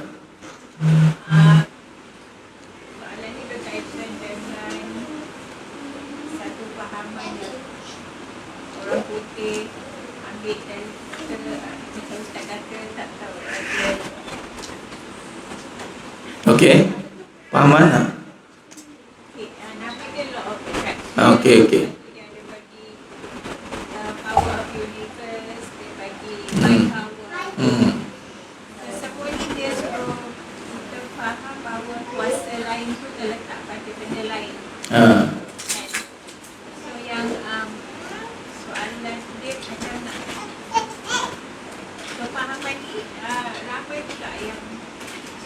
Senang nak ikut. Lepas tu dia Allah uji untuk dia dapat sesuatu daripada tu. Oh jadilah. Bila dia dapat sesuatu, apa yang dia nak, dia yakin. Bila dia yakin sangat dengan ilmu tu, dia ajar pula orang lain. Okey. So, apa kaitan dia dengan tahap mana kerosakan atau bahaya daripada akidah kita, dan macam mana sebenarnya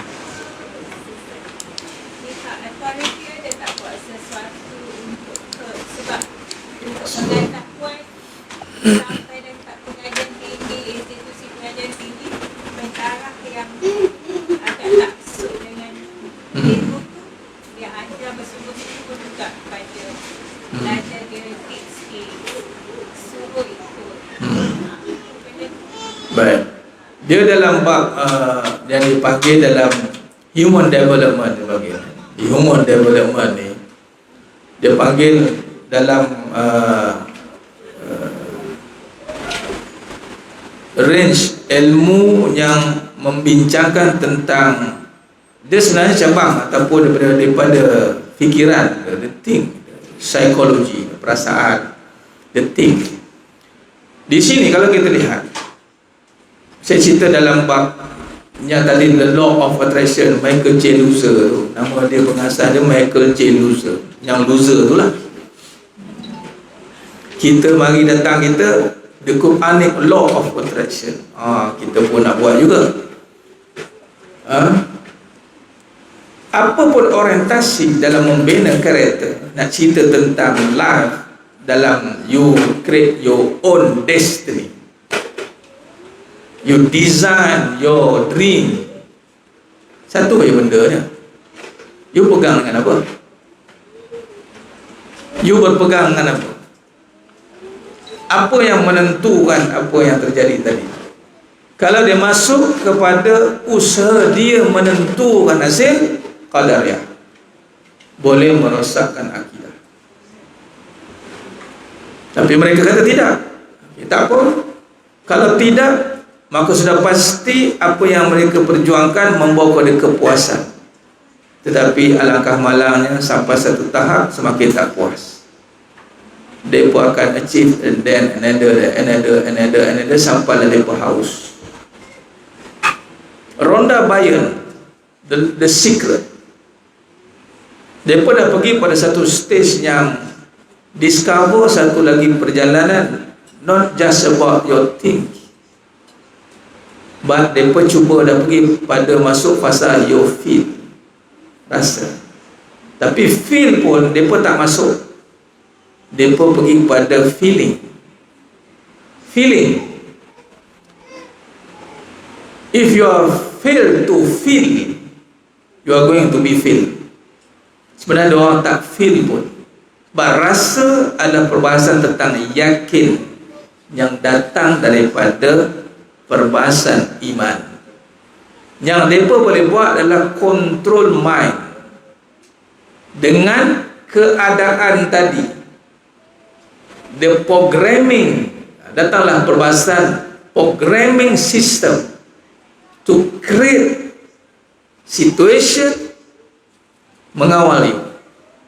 You susah, you balik, you jangan fikir susah. You masuk-masuk, you bayangkan you duduk dalam istana yang indah.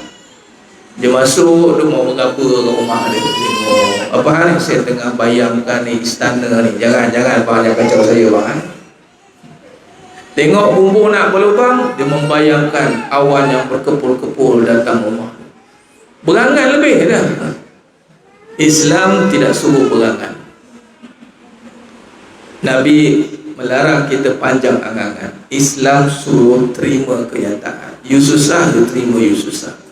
And then what's next? Apa you nak buat dengan susah? You nak menyerah? You nak mengalah? Atau you nak berubah? Okay, kalau you nak berubah, bukan you yang ubah, tapi you kena belajar siapa yang mengubah apa yang telah terjadi. Nampak? Kita punya SOP kita. Tapi kalau tanya tadi, Ustaz, mereka buat fikir jadi, tobomu mantra pun jadi. Sebab Allah boleh bagi jadi apa saja. Biiznillah. Tengok Ustaz, dia ketuk-ketuk meja, dia datang. Tengok jadi. Piramid ajar lah, ada pun menipu. Tak nipu pun jadi. Iyalah, Allah boleh bagi jadi. Tapi bila kita faham Allah bagi jadi, kita tak tertipu lah pula dengan benda-benda itu tadi. Nampak? Sebab tu jangan pelik. Jadilah apa yang you fikir you dapat. Tengok, I fikir I dapat. Last sekali dia bergantung dekat apa? Dekat apa yang dia fikir, atau dia bergantung kepada Allah yang bagi dia dapat. Itu last sekali dia akan jadi ilmu-ilmu yang jauh daripada kebenaran tadi. Dia akan jadi orang yang over self-esteem confident. Itu ayat dia. Dalam over self-esteem confident. Dan hati-hati dia akan pergi kepada untuk ayat dia begini, make sure. Dia ada make sure the thing is done. Dia dah pergi kepada menentukan. Dia akan pergi pelan-pelan, dia akan bawa satu karakter yang tidak akan dengar buah orang. Dia akan jadi orang yang strict and rigid. Dan hati-hati, orang macam ni dia tidak akan dengar nasihat orang. Walaupun orang tu menasihatkan dia, tapi dia tak mau dengar. Dia nak dengar dalam clan ataupun circle dia. Dan apa tindakan, memang sebenarnya kalau dalam autoriti telah pun menggaris pantungan. Tapi soalan Puan Munah ini sebenarnya sebagai itu, inilah yang menjadi cabaran besar dalam kehidupan.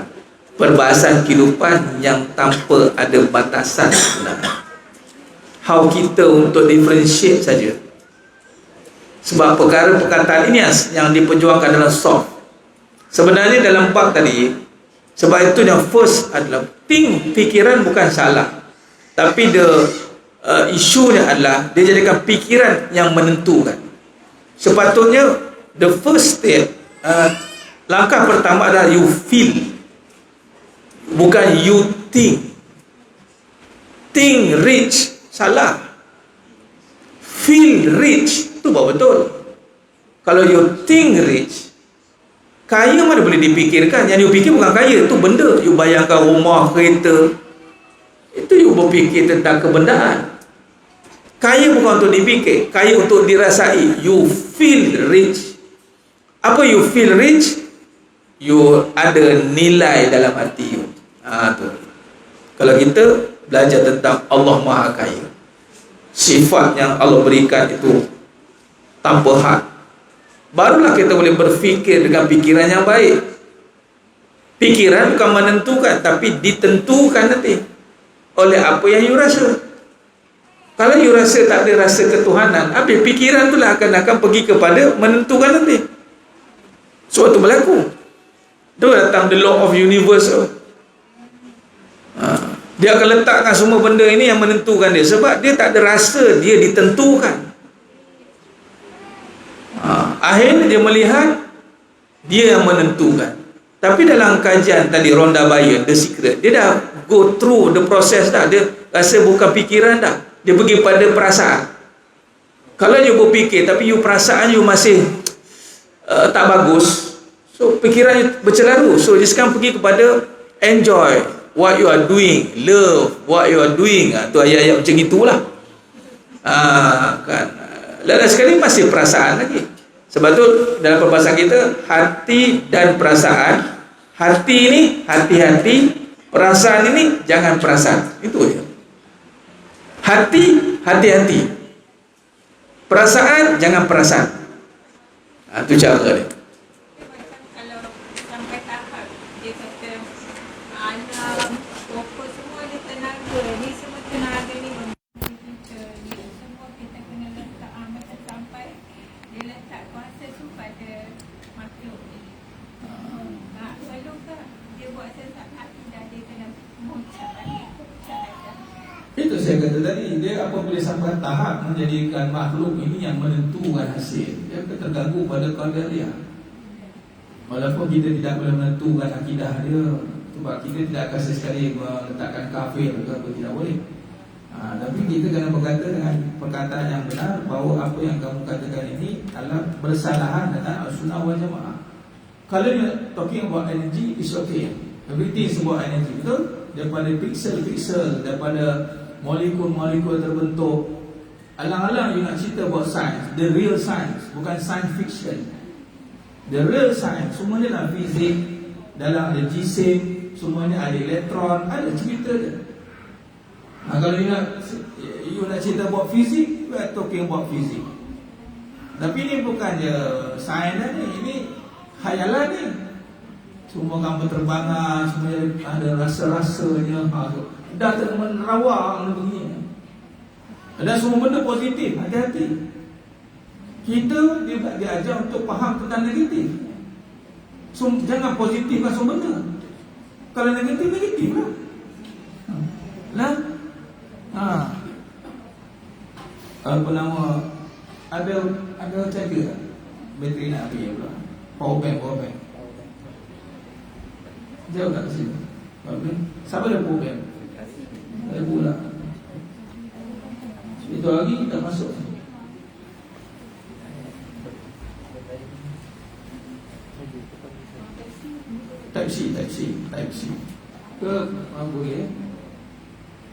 Banyak. Pakai tu.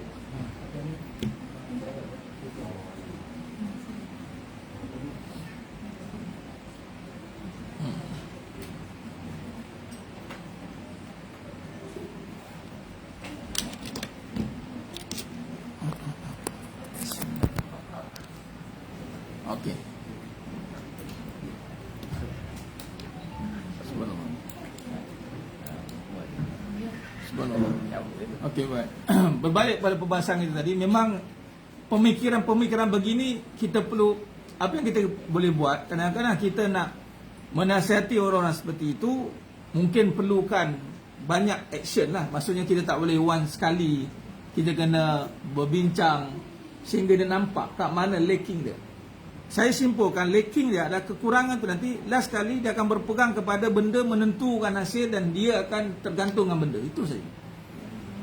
Memang first stage memang nampak macam betul lah semua nak tenaga, semua ada vibration, ada vibrate tu. You rasa getar, betul tak? You should feel the vibrate. Nak vibrate je faham vibrate. Tak payahlah. You pakai warna apa ni? Dia akan pergi enhancing you punya feeling. Ada cerita macam tu. Dan sekali lah habis semua benda dia nak vibrate kan. Kita jaga terikat. Last sekali dia akan terikat balik hidup dia. Asal kau nak dengar benda buruk tu, jangan cakap benda buruk. Orang macam ni kan, jangan cakap benda buruk. Why? Apa masalah dengan buruk tu? Cakap lah. Nanti kan terkena dengan I. Lah lemahnya kita ni. Walhal sejuta orang cakap buruk pasal kita, kalau Allah kata tidak, tidaklah. Kenapa kita nak kata? Jangan sebut tak ada duit. Dah memang tak ada duit, sebut lah, apa masalah Macam mana orang nak tolong? Ada duit tak? Negatif. Yang ada duit tak? Negatif bang. Okeylah, aku anggap kau ada duit lah. Cuba cakap, ada duit? Tak ada bang. Kan senang. Tak ada duit. Tapi nak negatif sangatlah dengan tak ada duit ni. What's wrong with you? Tak ada duit sebab tak ada duit lah. Kan? Rezeki ada. Tapi dia akan jadi macam tu. Dia akan jadi straight. Dalam hidup dia nak positif, dalam sekali jadi negatif. Dia akan menegatifkan keadaan. Walhal kita terima positif negatif. Ini hidup kita. Jangan sebut jangan dekat anak. Alah. Kan tak pasal-pasal. Jangan berlari. Apa dia? Jangan berlari. Jenuh nak fikir. Jangan berlari.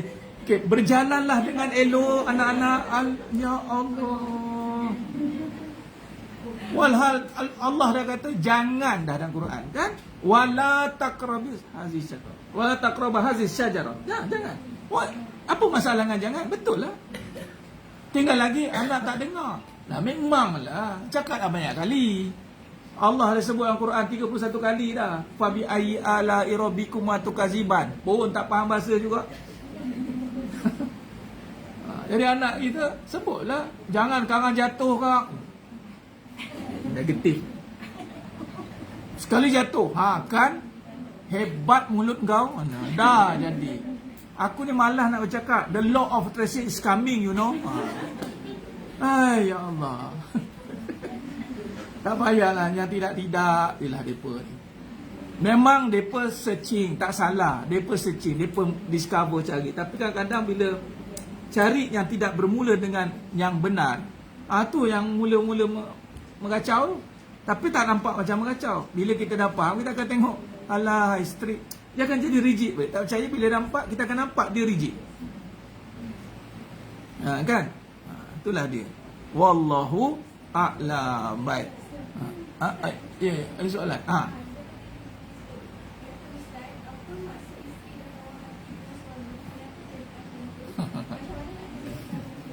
Bubur lah garam.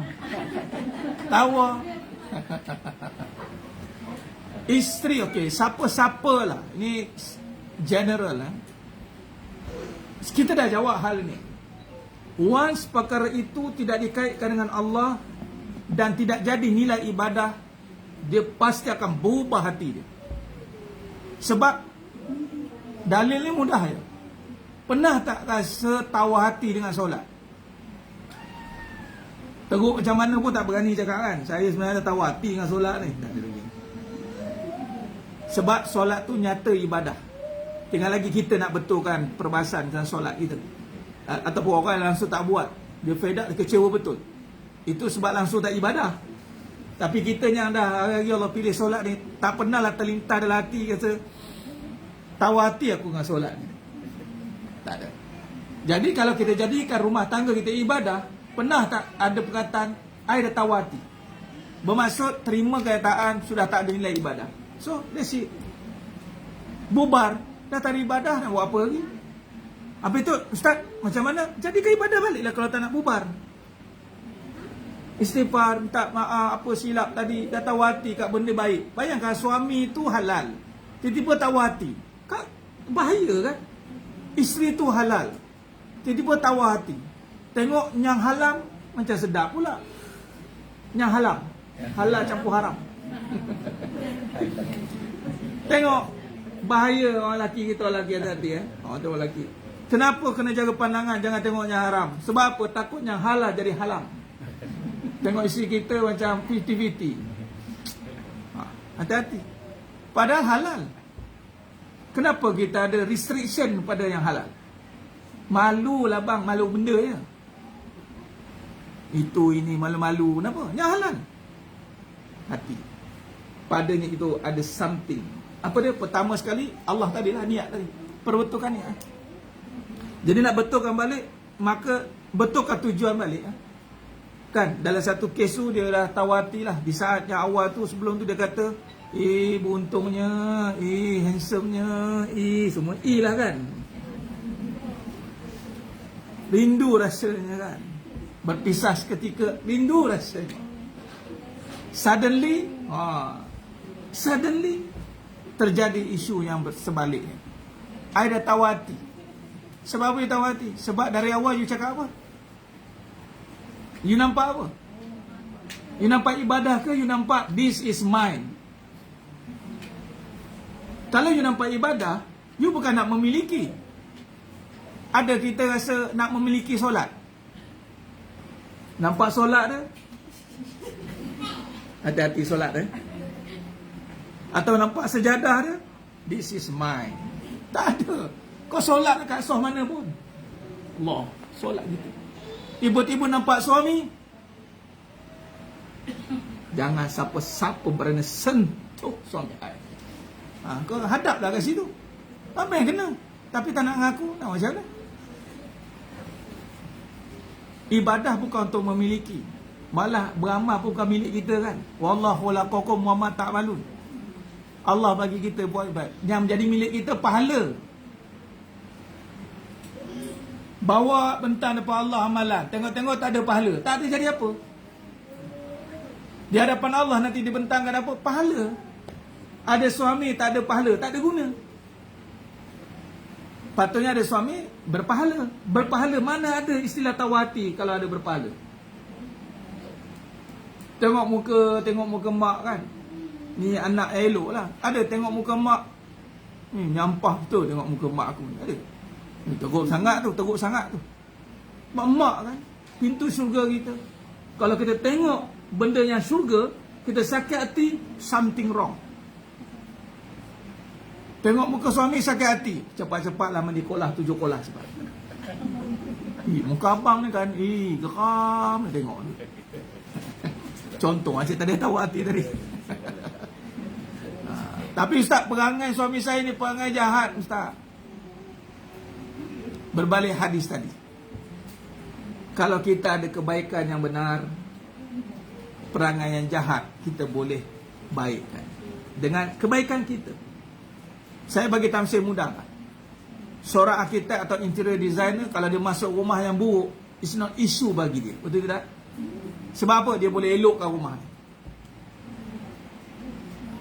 Jadi kalau berapa perangai buruk orang, sebenarnya it's not issue kalau you baik. Masalahnya Ustaz, saya pun buruk juga Ustaz. Keluar perangai saya ni, isu dia you pun buruk. Itu saja. I tak boleh sabar tengok suami I jahat ni. Kadang mulut jahat I keluar, you jahat juga. 2 kali 5. So, apa masalah? Dua-dua jahat, elok tu. Dilonggok kat setempat. Senang. Lepas tu dia tengok jahat. abang, cakap lah elok.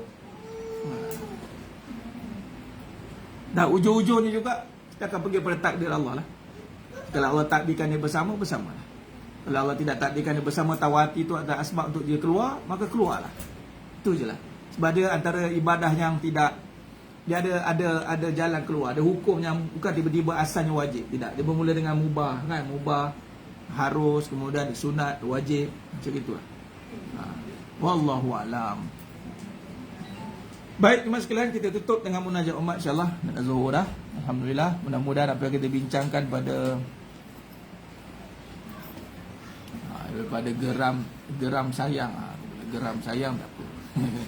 Dia cemburu, tanda sayang tak ada. Tak ada cemburu, tanda sayang.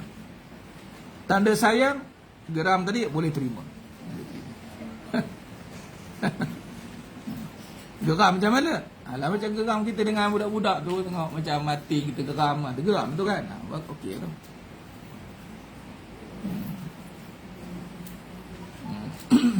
Baik.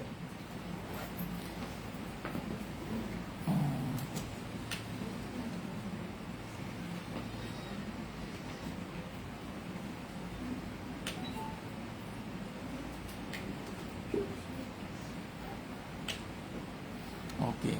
Dan ni ada jawapan. Tapi tadi isteri tawati, okey baik. Kalau macam mana nak handle? Sekiranya suami berhadapan isteri yang tawati. Suami berhadapan isteri yang tawati. Kita tahu-tawa kan? Bubur lah gula, maniskan lah. Allah, payah-payah, no. Faham tak tu? Faham kan? Masalah saya pun tawa, tak boleh bawa apa lah. Dua-dua tawa lagi ya.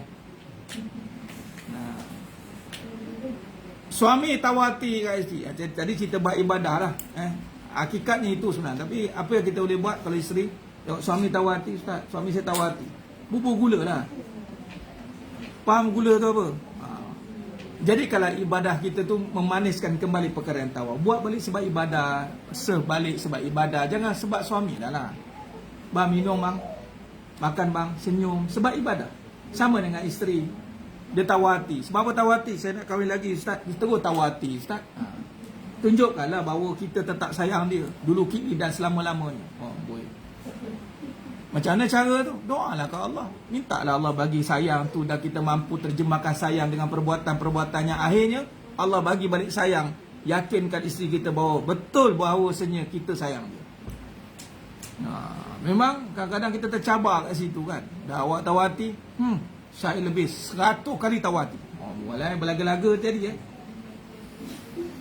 sebab tu benda-benda macam ni, kalau payah-payah nak handle sangat, kalau dah tak nak, kalau dah ini, menghadaplah ke muka pengadilan. Itu saja. Tak payah nak cerita panjang-panjang, tak payah nak meneliti. You sayang buat cara sayang, you tak sayang buat cara tak sayang lah. Kalau sayang buat cara sayang. Kalau sayang jangan nak ada muncul 14 inci, 14 kaki. Faham? Sayang lah ni. Tak ada. Sayang you senyum. Kalau tak boleh senyum, minta Allah, ya Allah bagilah aku senyum, ya Allah bagilah muka aku ni muka yang orang tengok qurrata ayun wa ja'alna lil muttaqina imama. Jadilah muka kita muka suami yang isteri tengok sejuk. Isteri pula suami tengok sejuk. Okey. Kalau itu ada dalam rumah tangga, berbahagialah. Kalau tak ada, mohonlah Allah jadikan muka kita mukanya penyejuk mata memandang. Wallahu alam. Kita tutup dengan munajat umat. Astaghfirullahalazim allazi la ilaha illa huwal hayyul qayyum wa atubu. Astaghfirullahalazim allazi la ilaha illa huwal hayyul qayyum wa atubu. Astaghfirullahalazim allazi la ilaha illa huwal hayyul qayyum wa atubu ilaih. Bismillahirrahmanirrahim. Alhamdulillahi rabbil alamin. الرحمن الرحيم مالك يوم الدين إياك نعبد وإياك نستعين اهدنا الصراط المستقيم صراط الذين أنعمت عليهم غير المغضوب عليهم ولا الضالين آمين.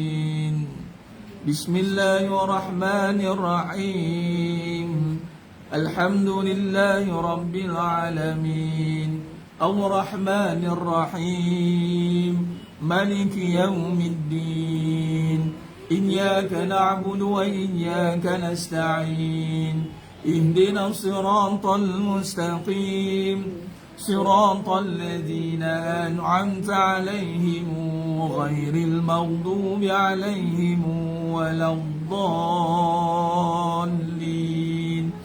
آمين بسم الله الرحمن الرحيم الحمد لله رب العالمين الرحمن الرحيم مالك يوم الدين إياك نعبد وإياك نستعين اهدنا الصراط المستقيم صراط الذين أنعمت عليهم غير المغضوب عليهم ولا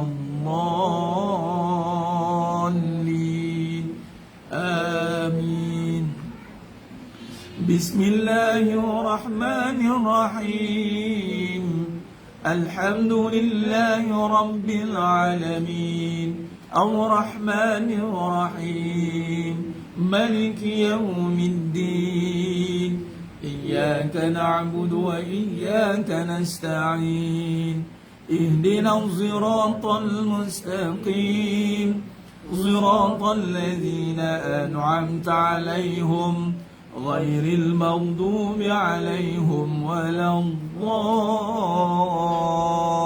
الضالين آمين بسم الله الرحمن الرحيم الحمد لله رب العالمين الرحمن الرحيم مالك يوم الدين إياك نعبد وإياك نستعين اهدنا الصراط المستقيم صراط الذين أنعمت عليهم غير المغضوب عليهم ولا الضالين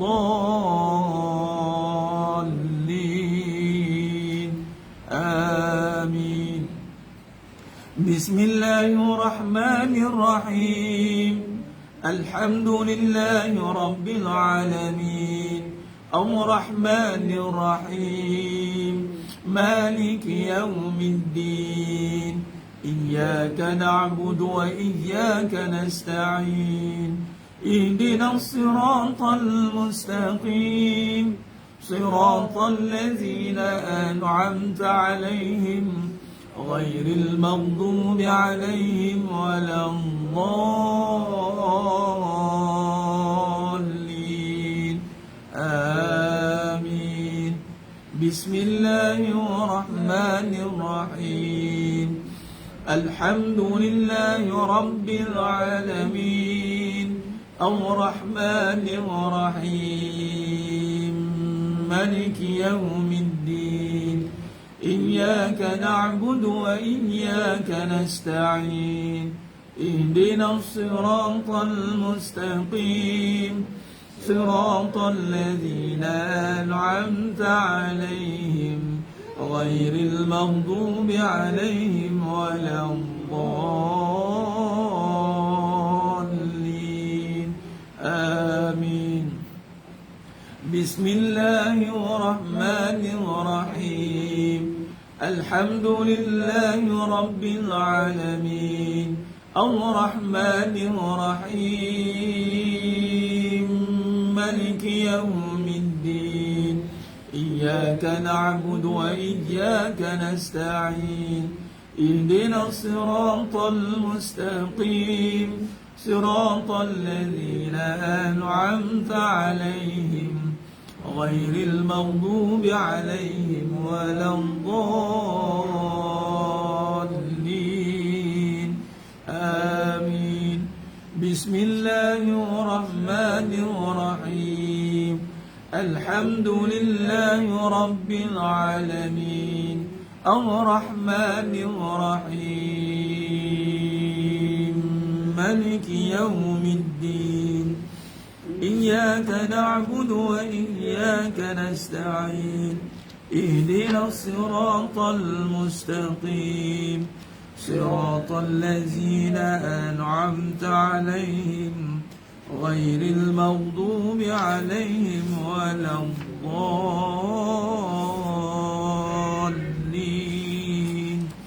آمين.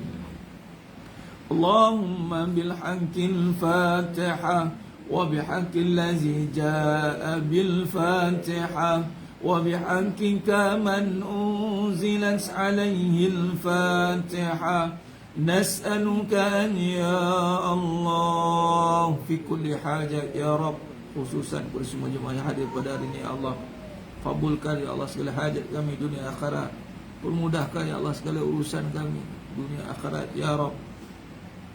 Nas'aluka an ya Allah fi kulli hajat ya Rabb, khususan kepada umat Islam seluruh dunia ya Allah, khususan fi Palestin wa fi Gaza wa fi Rafah wa fi kulli makan wa fi kulli zaman, khususan fi Malaysia ya Allah. Jauhkan pada balak, bencana, malapetaka, banjir besar, kemarau berpanjangan ya Allah, dan juga negara-negara Islam yang lain di seluruh dunia ya Allah. Nas'aluka an ya Allah fi kulli hajat ya Rabb.